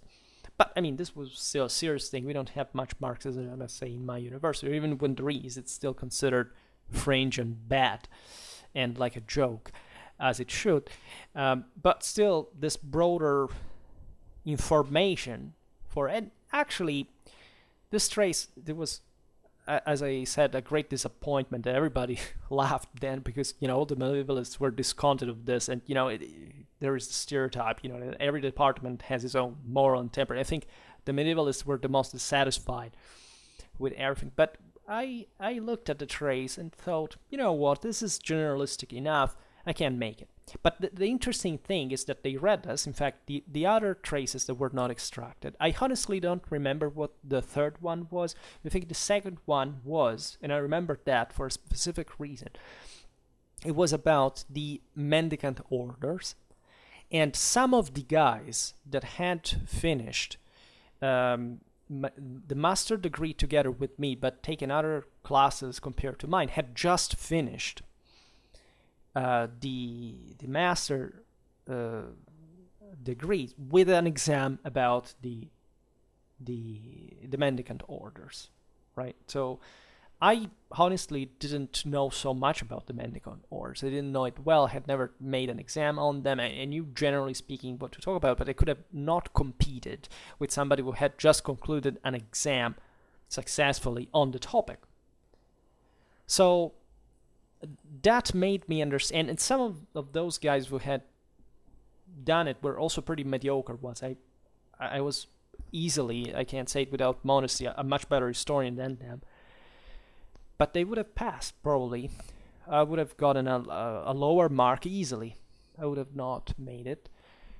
So, thanks to the landslide we extracted randomly, you see how weird it is. And also the third trace, I would have not been good at it, frankly. I don't remember what it was, but this thing of the centers of culture kind of sparked in me some idea. So, after this whole ritual ended, we began to write, and I had one idea. I wanted to make it, because the sub traces were hinting at something more limited, like pick a certain topic and develop eventually. I think one was suggesting talk about just, I don't know, early medieval times, or talk just about universities or whatever. I said, without even thinking, I said, because it was natural to me, I said, first of all, I thought about the early medieval option, because I had made, after all, a bachelor degree on early medieval times, and I had studied them better than others, because also, well, not just because of that degree, that thesis, but for other reasons, and now I can't explain properly, but part of our historiographical influence. And I thought of something objectively fascinating could have been a good trace, comparing the big minds of Western early medieval Europe, that were Gregory of Tours, Isidore of Seville, Paul the Deacon, and Bede the Venerable, right? And comparing, these Romano-Germanic kingdoms in a comparative to these authors and what the context they lived in, and said, but it was a bit too specific. And I said, you know what, I will cover the whole Middle Ages. So I made this excruciatingly long essay, right? Because I didn't say this, that I'm very good at writing. let's say it comes natural to me. I mean, I can't even say that I'm good because I have a perfect language, even my own native one, of course, or that I have this great diction or vocabulary or, the syntax. So, but say I have this capacity of, like in the videos, like of starting from one thing and commenting over and over, but in a kind of a still organic fashion. And I saw it clearly. Talk about these the centers of cultures in the Middle Ages, starting from the fact that, early medieval times it was mostly the ecclesiastical education that functioned in this way, etc. Then, university came about, why they emerged, and then what about this colorization of a hierarchy from the 14th century onwards with the same juridical thought, or also, with humanism, etc. So it was an interesting thing. It was a very beautiful. I don't remember even how many pages I wrote because I took extra papers for writing that. You could ask for them. And it was very easy for me. And instead, I heard later some also these geniuses that have become colleagues later on, etc., that they wouldn't know what to write about that. How? Right? I'm a military historian, but it was dramatically easy for me to write about the Middle Ages in general. And I think that detachment from the idea of hyper-specialization, call for papers, and this greater interest that I show you also in Schwerpunkt for the whole picture, right? Not a single era or a single time or a single country, but everything there that I already had, and that I had been reading a lot about the whole summer, right? Always being locked in my room, not going anywhere, I think paid off, right? It made me able to say something, because at the end of the day, that's what an essay is, right? Again, as we discovered later, we could be terribly unlucky in having those kind of historiographical essays talk about this author. Nobody would have known anything about that, right? This modern author, right? Not a medieval author. Like, what's the historiographical interpretation of history of this phenomenon in this author? What the hell do I know, right? If I've never read about him, right? I may have an idea, but I can't write an essay on it. And instead, this thing went. There was all this thing, terrible protocol, because there was all the envelope. You couldn't leave any mark on it because there were two. In order to be anonymous, also during the correction, there was a bigger envelope in which you had to put the essay in one. You have written in one bigger envelope, and in another smaller envelope, you had to put your name. So what would happen is that the commission would open the bigger envelope, open the essay, read it, evaluate it, and then open the smaller envelope with your name and say, it was this guy who wrote that. And this was it, right? It wasn't particularly challenging. I was kind of satisfied. I heard afterthoughts when we came out, and everybody was dissatisfied. Mostly others were talking about what other tests were taken in other universities in the other days, picking the train, going there. It wasn't much of a thrill, telling you the truth. And when I came out, I didn't feel, let's say, I had perhaps greater hope than I had before, but I didn't, because it had gone well after all. I had, at least what I had done was good, but I still didn't think that it would have been enough with 16 people that are allegedly, the top ones that you have about medieval history. And surely there were very good historians, like including that colleague that I was introduced to, that was also quite, we joked because we shook hands, and given that we were competing against each other, he said, we already hate each other. And he said, we liked each other because, he's a very good expert. And I was very glad that he passed the following year instead with, he had trouble with COVID, because at least we had it in the third year. It was kind of easier. Instead, that year was terrifying. Lots of things changed within the same doctorate for the worse during the research for them, but still, he made it. At least I think, because I didn't even check, but let's say he's a very competent person, and again, he surely deserved that. But more, there was, now that I remember, there was a main competitor that I don't even remember being there, because it's not a person that I had ever known, but this was the favorite let's say. I was, in theory, the favorite of my tutor, was really the most important person in the department of medieval history. But not because she had any power. There's no power there. Again, it's anonymous. And I will tell you more about that later. But let's say it was a bit of a contrast, because it was this other guy that was instead the favorite of another professor who, I remember, actually I made the first medieval history exam with her, and up to that point we were always kind of a lot of smiles, we liked each other. And I can't say more, say about later thing, but let's put it in this way, that this guy was her favorite, and he was supposed to be the big one because he had already some publishing. Instead, I was nobody, right? Nobody believed. This is the interesting thing. Nobody actually believed in me, because I had been, by character, always withdrawn. I wouldn't go to university. I would seem somebody who just, was there by accident, and nobody had fully sorted me out, right? The doctorate gave me the possibility of proving myself in a way. And aside from that, this guy seemed to be the most the one who had to get in. But again, there was no way of for the professors to influence that. Apparently, because this is a question that I posed myself to: did I have somebody's protection? The easy answer was no, because even if I had, first of all, if I had it, I would have said it, right? I don't think that even today, if I had received it, I would said it. I would sit here and say, well, no, everything is fine. I would have even made the video, for that matter, because I would have avoid to be heard. But I was asked, right? Did you have any help? I said no, because I will tell you how it gone.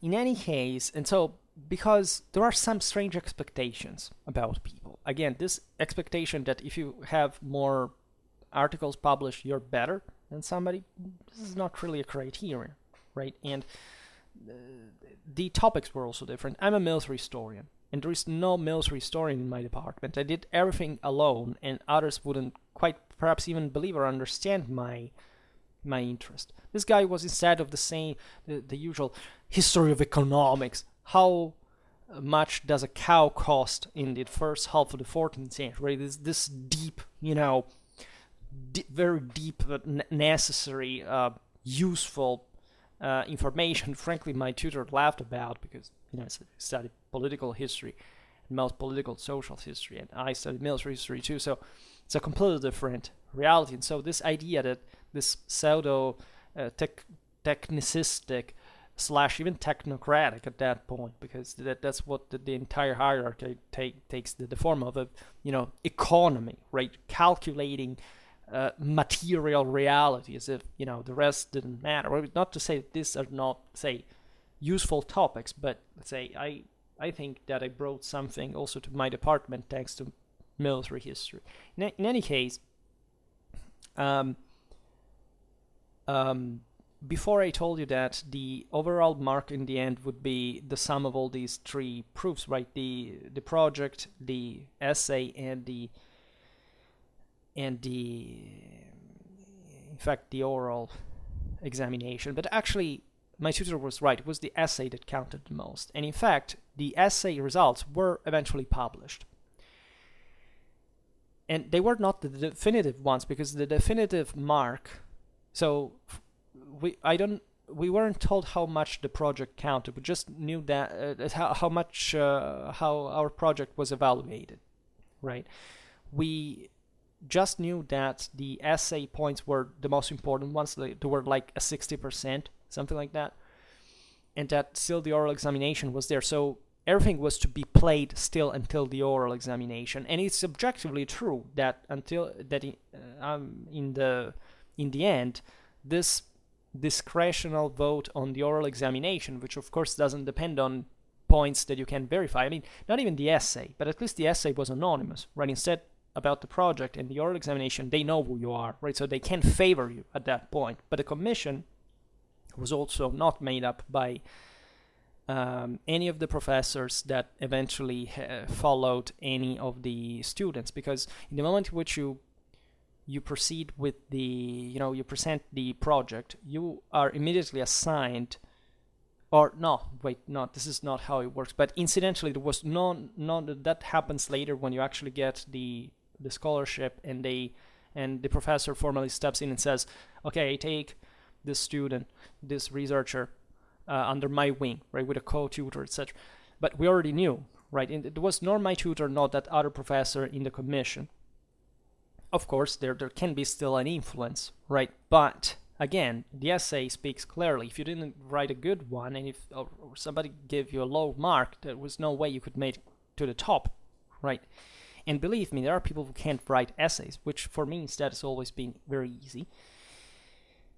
And I was satisfied when I finished that one. And surprise, surprise, that was the crucial moment, right? Knowing when the essay results would come out. And they came out earlier than I thought. I discovered a day later. And I was like in a mystic trance, something, or I was very tense. I was very agitated because I said, what the hell do I do if I don't pass? I already thought, like I had began to hope in it, but I couldn't tell. I needed to know. That's worse because you're pressured. I remember I was writing something about Tiberius at the time for those Facebook groups I participated in. And I checked, it was early in the afternoon, I checked the result. I looked at all the participants. They were almost 100. I was, you know what I was? I think I was first. But it was a mistake, which also caused legal problems to the entire thing. Unfortunately, there were no consequences. Nobody complained, but basically they had miscalculated my voting. They had given me a different mark that I think they switched numbers. There were high numbers, so I still was at the top. Like it was just, for example, 98 instead of 89, or maybe they had miswritten a number. I don't remember, something like that. So it turns out I wasn't like first, or at least I was first, I think, of all the medievalists, but it was one of the top marks. That modern history guy was just 2 steps above me. Then there was, I think, this other guy that was the one who was medievalist, was above me.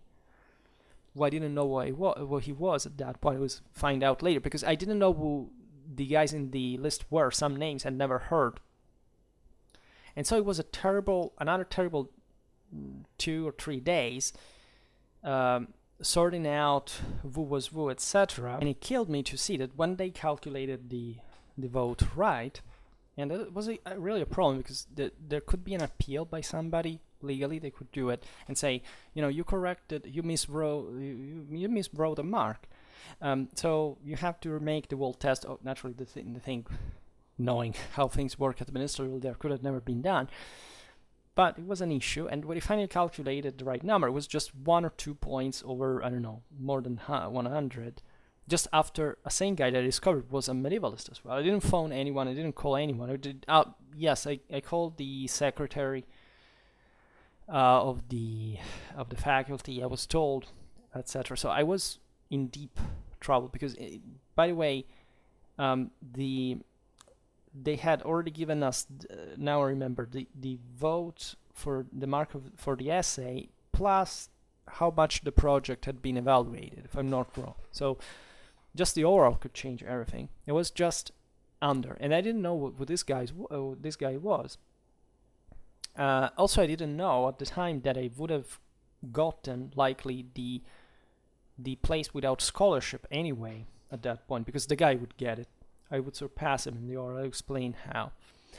So the oral examination was just a few days after.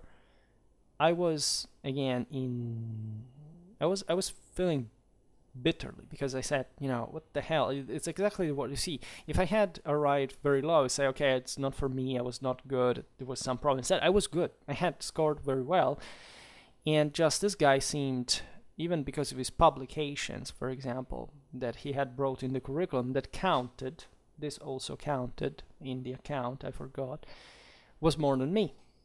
And I didn't know this guy was.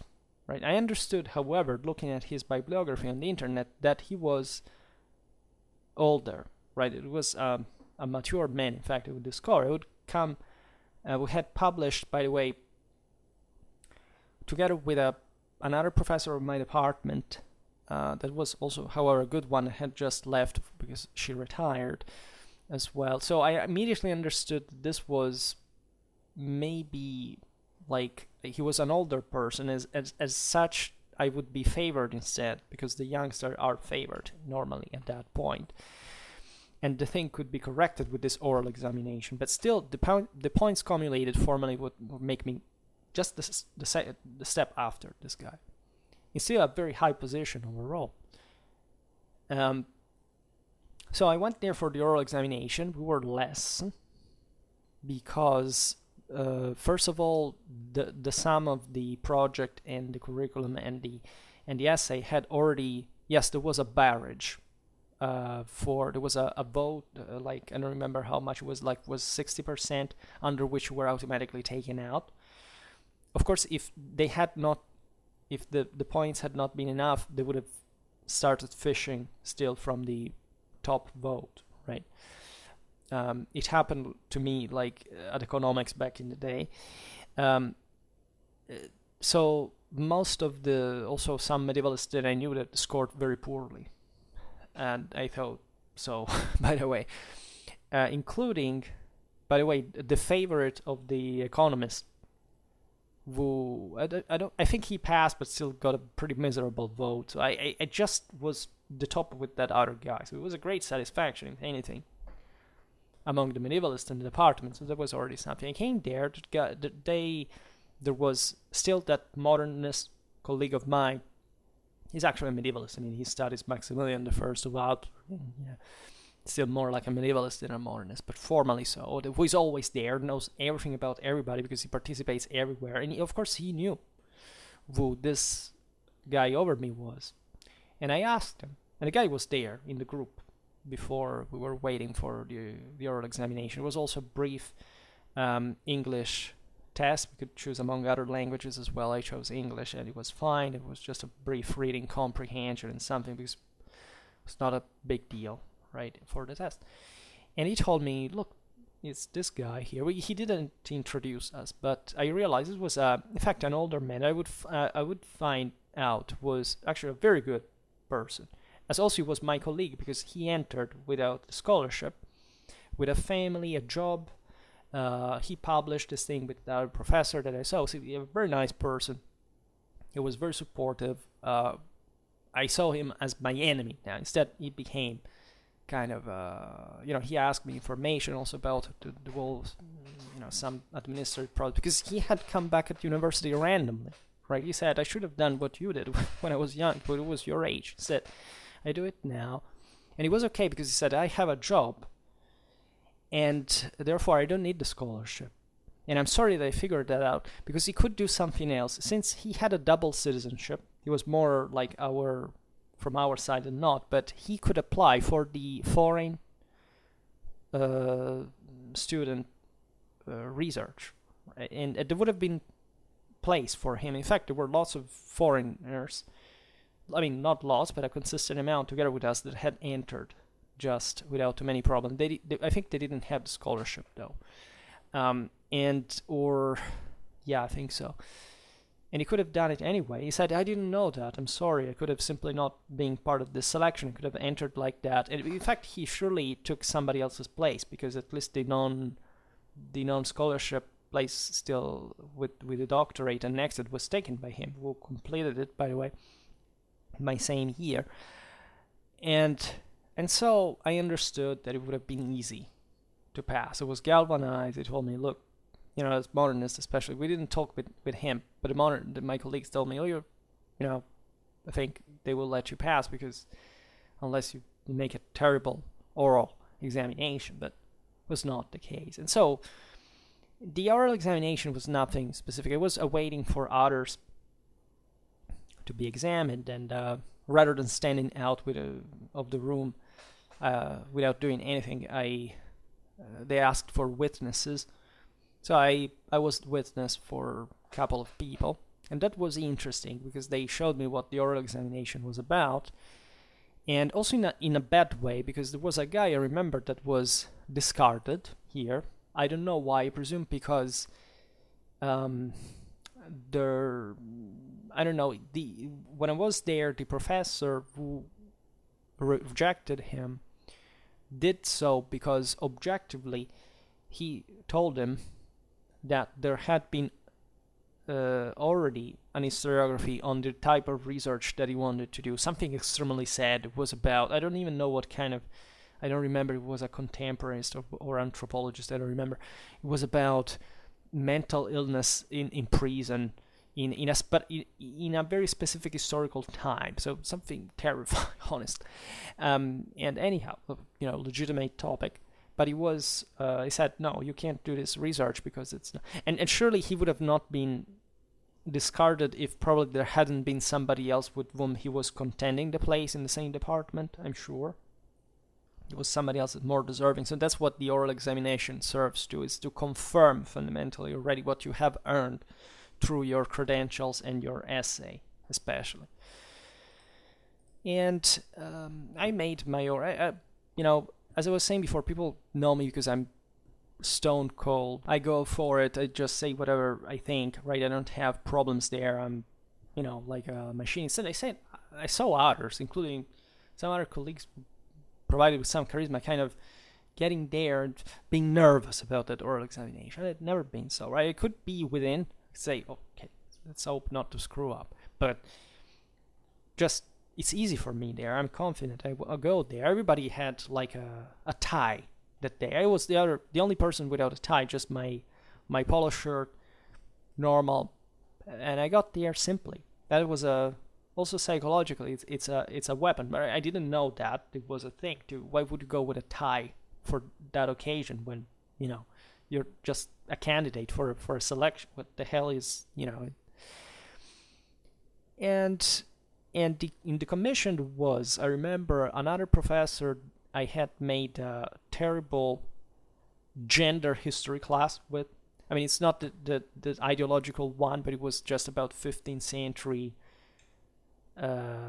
legal things about marriage. That was it was even interesting, but she was terrible. Like, I couldn't stand her. It's those kind of people just by instinct, you can't, with my tutor, you can immediately feel that connection immediately.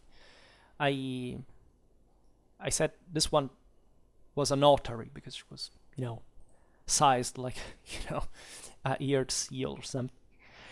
And she didn't remember actually I had made almost a bad exam with her, but she remembered me. And then there was another professor and said, well, I think she was into me for some reason. Never known her. I mean, I knew her because we were a famous professor in I think she studied history of religion, or history of Christianity, and she liked me. She was super, he got this beautiful mark in the essay. Yeah. The author wasn't so convinced. And then there was another guy who instead was the general supervisor, I think, of our doctorate, but not within the one who would school us eventually internally, but like a broader supervisor that actually had come here, but he taught at another university. And I didn't even understand that. I even found him later on in the studies, and I didn't even remember he had any role in this thing. And so he asked me, is everything okay? I say, yeah. I mean, I didn't understand that he was asking because he was supposed to, but and I presented my topic that, again, is military history. Everybody says, oh, why military history? And I answered. I was, I knew my deal. I answered why I think military history, of course, it's important, and that was that easy, convincing, compelling. The general project was okay. I mean, it made sense. I wanted to find out how certain armies fought, the relation between cavalry and infantry, how this fit the broader art of war at the time. The author, however, insisted a little bit on what about the sources, and I said, well, I have to study the chronicles because there is no other sources. Yes, okay, but which chronicles? What chronicles? I mean, it's not just one chronicle that you study 60 years of history of an entire region. You have to study them all. That's the work.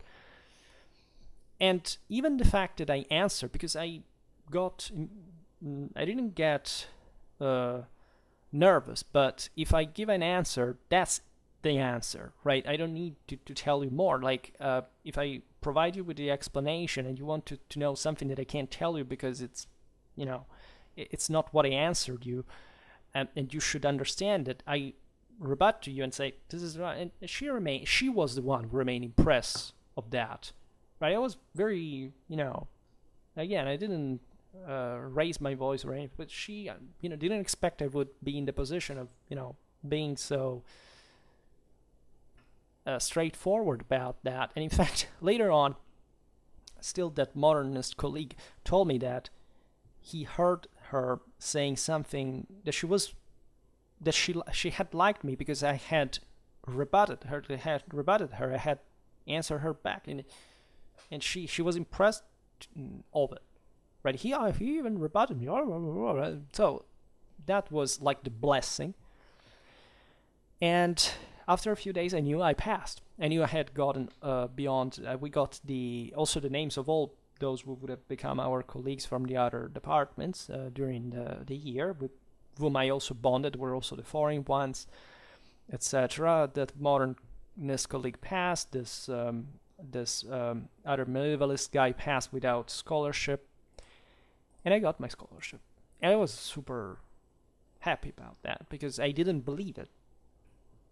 I couldn't believe it. It was like too weird. Like I had because the satisfying thing about that is that I objectively won that, right? I objectively, it wasn't random. The essay was well written.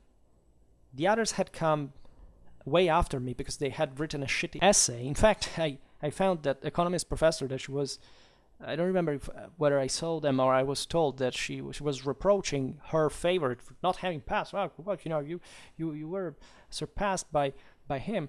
What the hell of essay did you write? Because people can't write, right? People who are supposed to produce the best scientific literature can't write that, easily. Like, it was a beautiful thing I wrote, but it was also kind of normal, right? It was unspecific. Right, I'm professional. I covered the Middle Ages. I had a good, comprehensive explanation. It made sense, but that's what I was trained for since primary school, right? And I don't see what the problem was.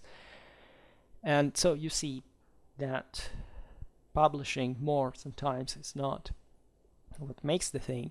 Everything must have its time, And I had defended my project. I had,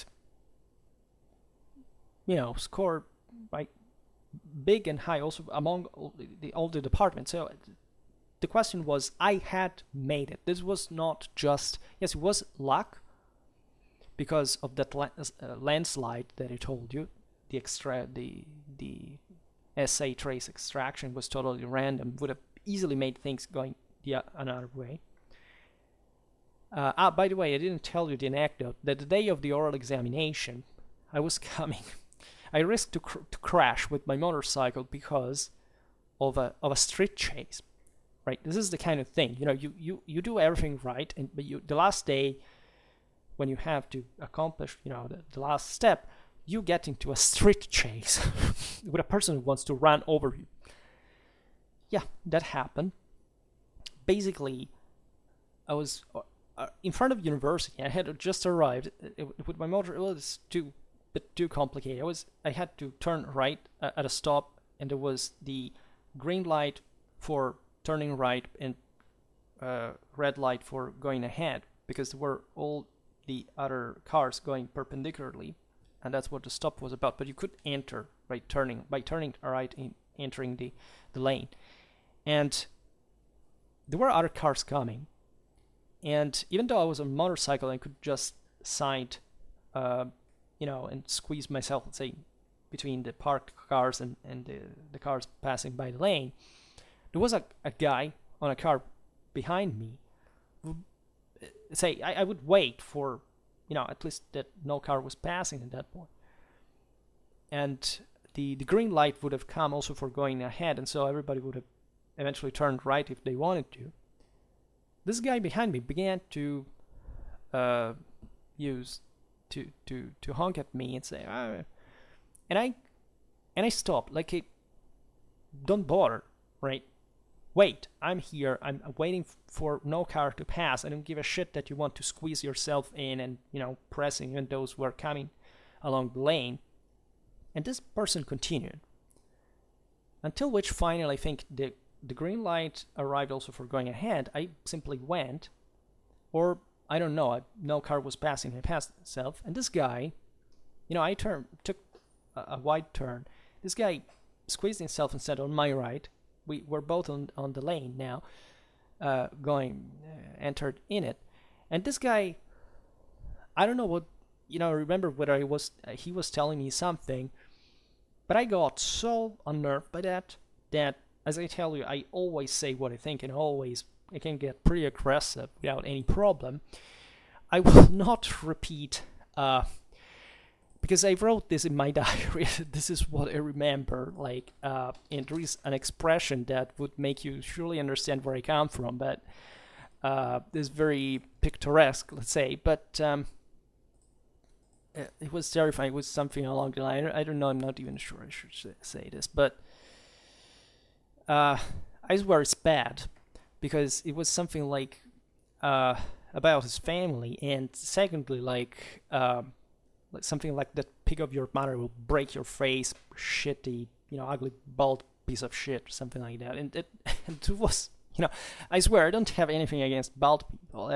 It's not a point. But whenever I think somebody was dumb, and they do something dumb, and they have some fault, or I admit it easily. I also use racial slurs or anything, because that's what you become when you're dumb. Right, so and this guy, I was radically aggressive, and this guy, the only difference being that I was on a motorcycle and he was on a car, and so I was passing by him because, as an idiot, anyhow, there was a row of cars. He had pressed for going on, just for doing what? Making other 50 meters and stopping in the row. You see what I can't tolerate. And I saw this guy that wanted to chase me. He made with the wheel a movement, like an emotional one. He wanted to get out of the lane, go against the cars that came from the other side. I could do it because the motorcycle is smaller and I was still in the lane, kind of on the left. And this guy wanted to chase me, right? If there hadn't been cars in front of me, probably he would have run after me. And I simply went on, and he couldn't reach me, and I also took a different turn. He took another one. So I came back in Park University. But just to say that guy could shit. And the interesting thing, again, I would have not had a problem, because if this guy had aggressed me, I would have beaten the shit out of him. Right? He wasn't even a big guy. He was in the car. I couldn't see him fully. I wasn't, perhaps after that summer spent closing my room and with those freaking noises, sleep deprived, etc., maybe in the best way. I had a helmet, I had reinforced knocks on my gloves. If he got me, I would have wrecked the hell out of him, because I also was getting pretty, if I lose it, I lose it, right? I get seriously aggressive. Like, the reason why I haven't gone to jail is because I never actually beaten anybody, because all the time that it was about to happen, I looked in such a fashion that not even larger people than me, and I'm tall and well built, dared to do anything against me, because I didn't look reassuring at all, right? And that's where I like violence in a deterrent fashion. But I have this habit of, putting myself in trouble sometimes for no point, because I just can't stand, this kind of things. In any case, that after having pronounced these beautiful words, I simply enter university to to show my rhetoric in front of my of my professors and showing the good reason why the state would have to pay me for making my research. Right, so Cicero would have called this the tripartita varietas, which means that you have to be able to use different registers if you want to dominate language proper. In any case, I passed, and I must say it was stressful, right? It was stressful because of where I was coming from, with all the work, with all the tests I was still writing, with this pressure, with the fact that I was sleep deprived, with the fact that I was under other issues I don't remember at the time. But I made it. And again, I made it because I made it myself. It was one. And that thing of the landslide showed me, however, that without luck I couldn't. And that, therefore, I was terribly grateful for it, that I would have had to earn it because I had made a note, and I fulfilled it because I made it in the end. And I never forgot what happened there. At the beginning I was galvanized, saying, yeah, I get it, and then eventually you have to work really hard.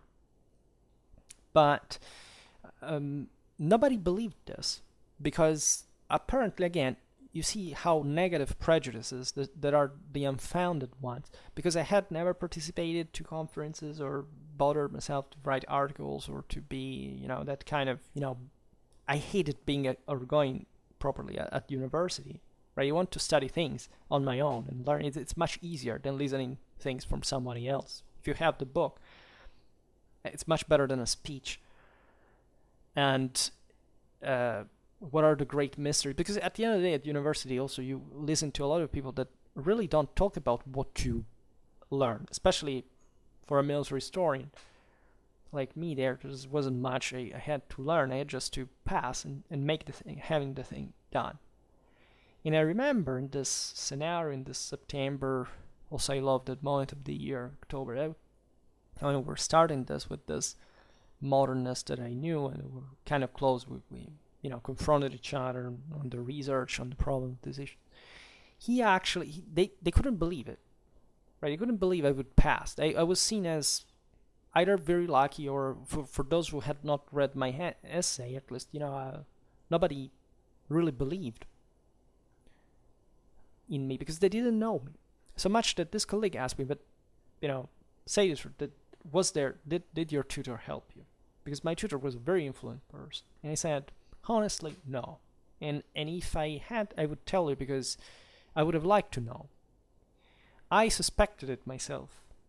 For no reason, however, because I understood that the essay thing could not be faked. And that counted for the most of the evaluation.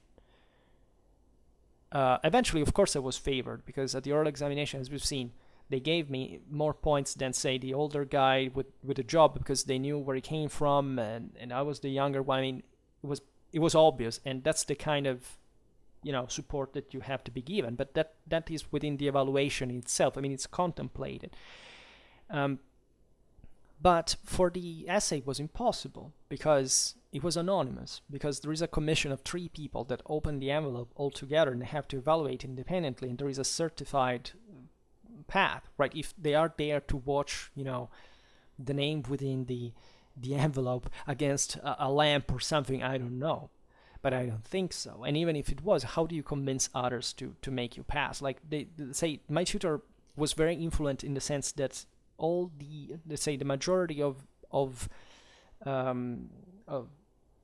candidates that passed from medieval history were her pupils, right? And so the idea was that she was powerful, whatever, but there is no power in that department, right? The time of the barons is over. It's the bureaucracy that rules, with great frustration of the same professors, of the same students, whatever. There is no way to decide that plan, to make somebody pass. How do you actually make it? Either you have a plenary consensus about. It was not even the case, as we've seen now with the other favorites and so on. So no, I made it.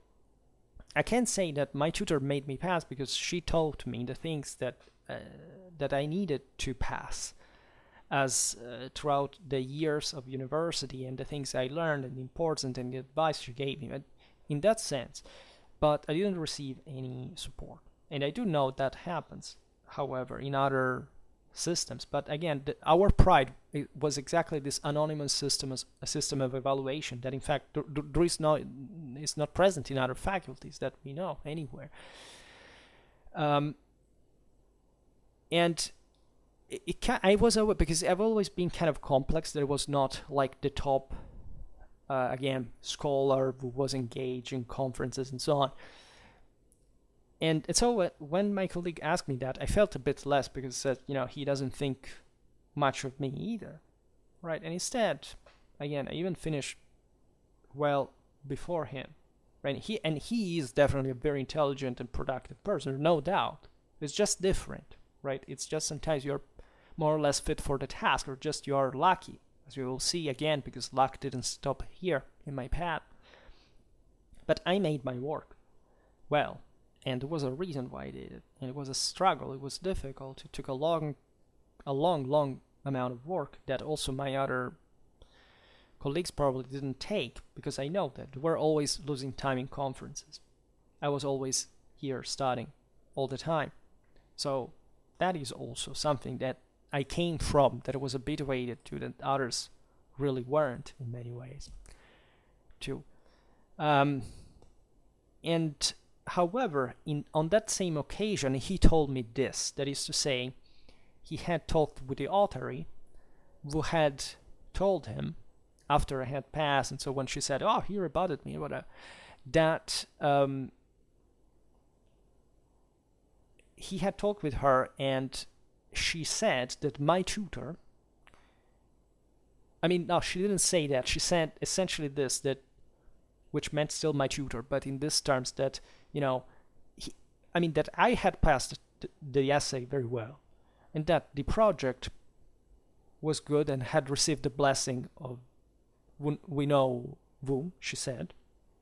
So my tutor, apparently, who had a great influence, evidently, on the idea that I was, of course, a good one, but that still couldn't fake the most important proof, without which couldn't really be. So, of course, in the evaluation of the project and on the oral examination, she didn't take part of that commission, evaluated me, right? So, again, they could have still not taken me out, because, again, I had outdistanced too far the others thanks to the essay, right? It was just this guy, so it was the chance of just giving me the scholarship or no, but I would get the place anyway, because we were top above all the other candidates of the department.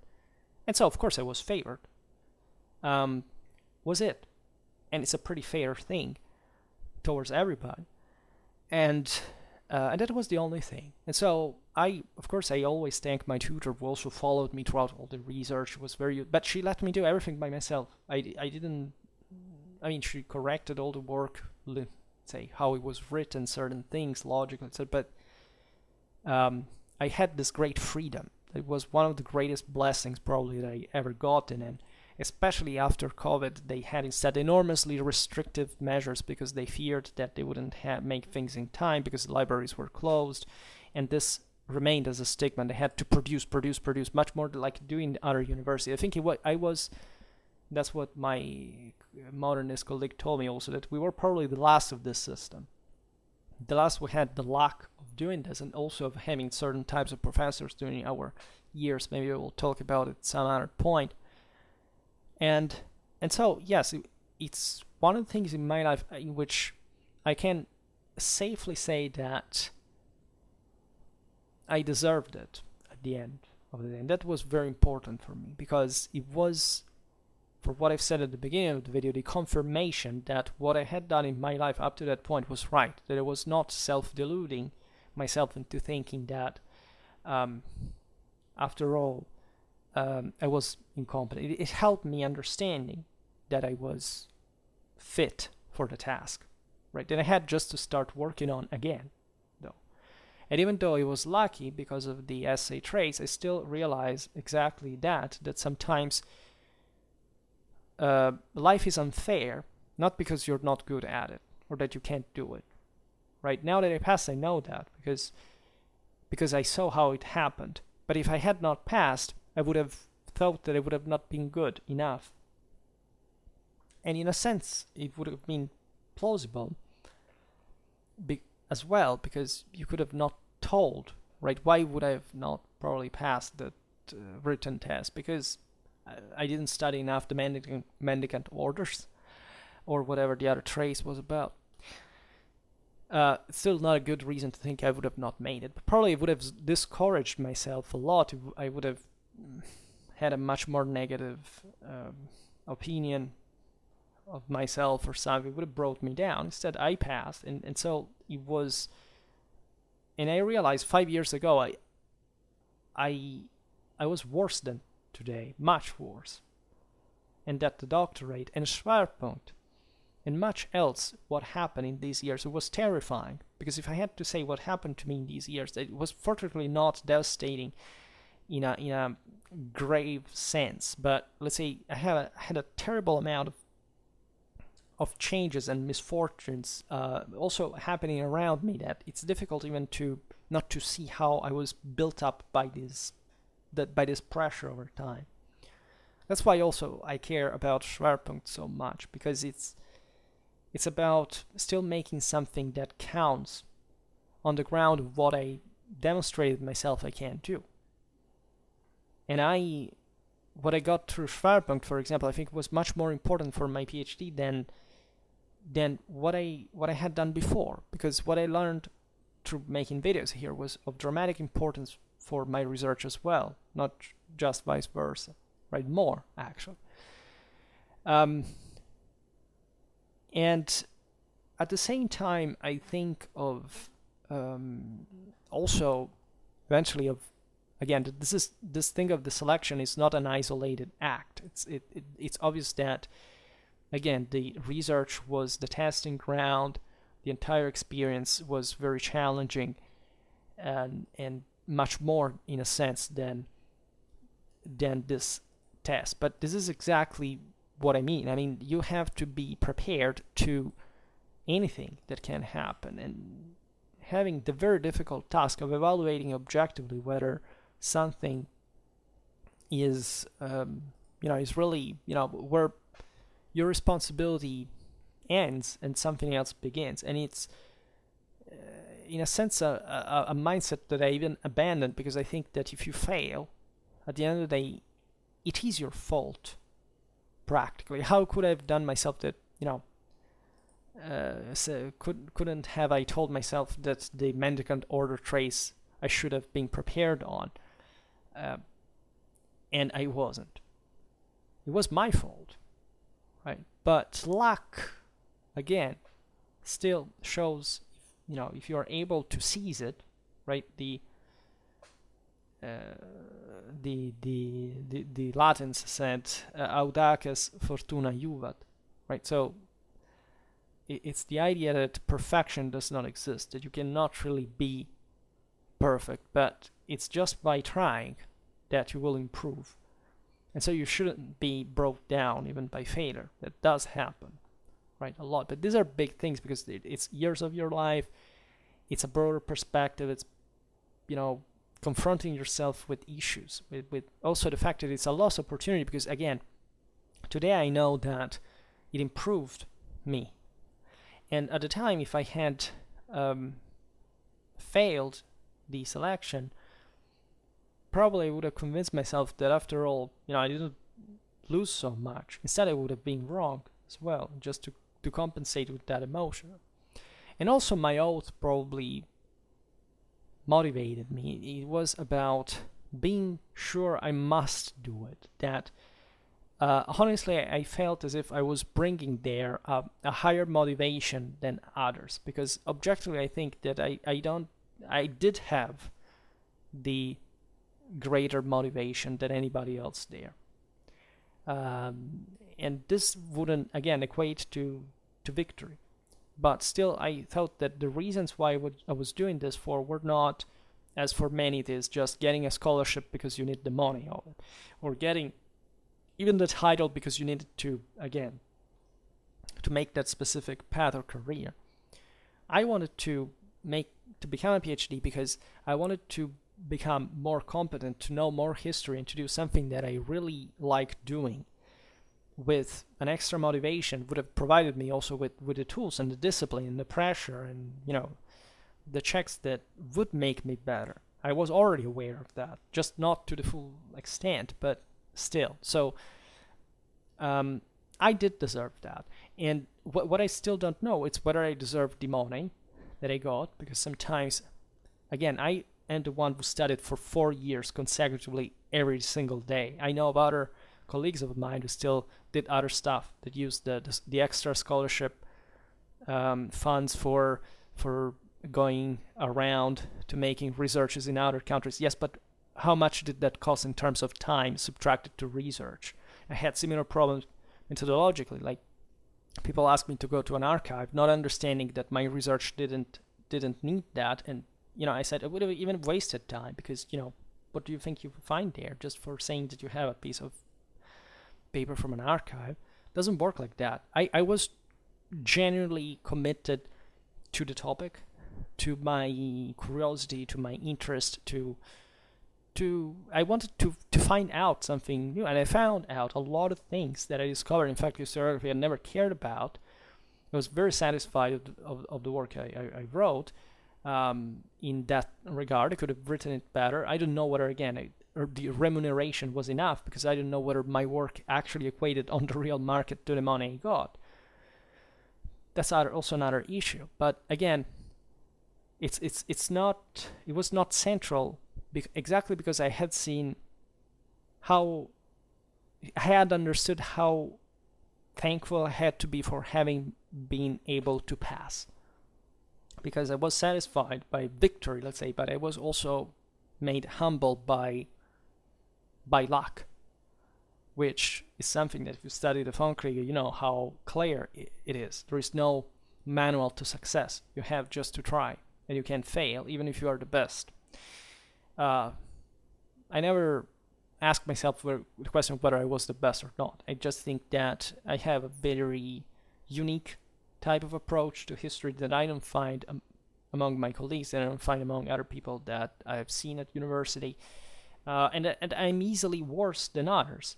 That there are things that I don't know. That there are certain formalities and that I don't follow. That there is something that, you've never read anything I wrote. Maybe I can make a video about those things, just translating them and copying them for the video. But let's say I also work consistently hard and in detail. That is even there to make sense, however, still the thing comprehensively, which is this last step, especially what I don't really see very often in the same way, the same purpose, right? I met some of the allegedly greatest experts talking to me, and I think that they didn't understand much of what we were talking about.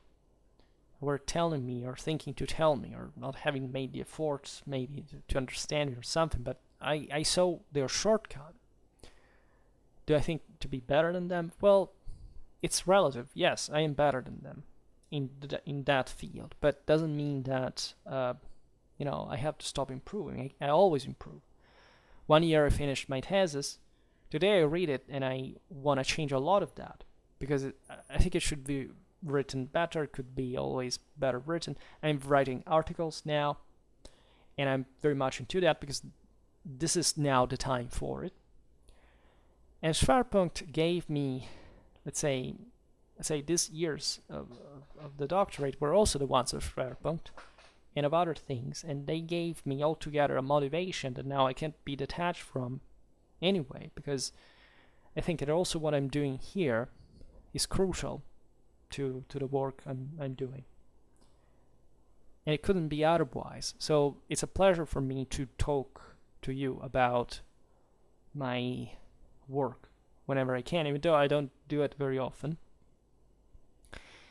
And I don't know what kind of morals I can draw from this experience. I just know that it was the right thing. I did the right thing at the right time. I managed to seize the opportunity. I went there for it. I had a consistent standpoint and background to move from. I simply fought, right, and won. Also for for things that I didn't expect to find along the way that informed the entire thing, where I surely could have done better at every level, right? But this is the point, I guess. Never be too sure that things are going to be successful, because you are otherwise losing. I mean, believe that you must make it, but don't believe in this sense exactly.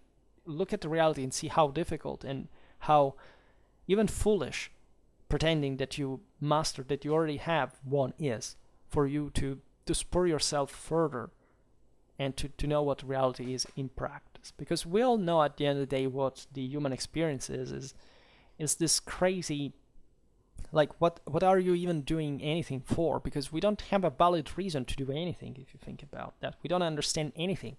Reality is just an illusion. There is no reality. There's nothing that you can verify in this world at any level. And so what we are doing is just what comes back at us, and evidently there is some truth, but this has nothing to do with you actually making. So these spiritual actions, in a sense, more than the technical ones, are necessary, because without them you can't even develop the technical ones that make you cope with reality, right? So thinking of this as a terribly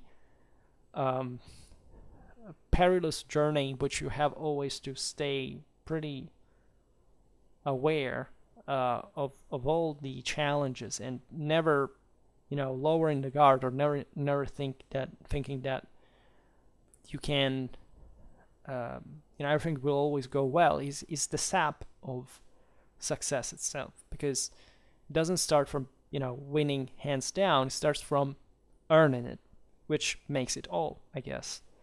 So even that, have you ever earned anything you have? Right? I prefer to think in terms of, I should be thankful I'm even alive before pretending anything else. There are people instead who pretend to have things without having earned them, or without properly being capable, without having done anything to deserve them. And this seems to be the ever more prevalent attitude. That is, I don't make it because I don't like my life, which it really means is change your life. Because I don't have enough money. It's not because of the money. Though that helps dramatically, there is no doubt, but it's not an excuse for you to depend on them. That's just a superstition, right? Imagine, again, I would have been a worse person if I had reasoned like this ever. But also, if I had failed the selection, because I would have become a coward, would have depreciated what I would have wanted so much, to betray my values, and saying, look, it's not about all the reasons why I wanted to do this. It's the system is corrupt, it doesn't deserve me. And what did you actually do even to cope with that? You gave up. I would have not given up, right? This happens many times. Because failure bites, right? I also fail at some point. Some exams, some things that happen also, at any level, right? But that was not a good excuse to throw in the towel, and I never done it. I can't say if there was a good reason to go on. You need a time to think, to sort through the thing, but once you make it, you also have an advantage to know what it's about, and I believe it's how you should always react to any adversity, because otherwise, what you will live for. You'll say, Schwerpunkt, you're lucky because you made it. Yeah, that's exactly what I mean. And that's exactly why I'm aware how much morality is influenced subjectively, by what happens, right? And the only difference is that when you make it, you do acquire what is needed to make it further. When you don't, you don't.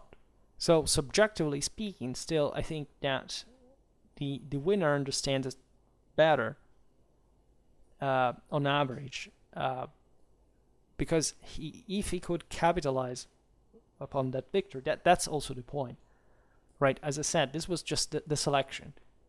It's nothing compared to what I went through in the following 3 years and a half because of COVID. It would have been just 3 years, but they extended our scholarship, and that was also an incredible amount of luck. I accomplished my final rep because there was a pandemic. Could I foresee that? No, but that's exactly what happened, and I will explain you why. So you see how weird reality can be, right? But still, I earned something that I capitalized upon, and I didn't say, oh, this was owed to me. No, I took it as a blessing, because that's why and how I devoted myself for, right? So hopefully next time I will insist on this aspect. That is to say, I will talk about the intro to the doctorate, understanding, say, how I got scared, in fact, of what I had to do, or how easy prey of easy emotions, I would say. I was at the beginning, because I didn't know how it would have been, and how, and giving some more sound advice on how to avoid the thing. For today, however, I stop it here. I just hope that you enjoyed this video. If you did, please share it or subscribe to my channel if you're interested in my upcoming content. And for now, I thank you heartily for listening to me. I wish you a nice time and see you next time. Bye.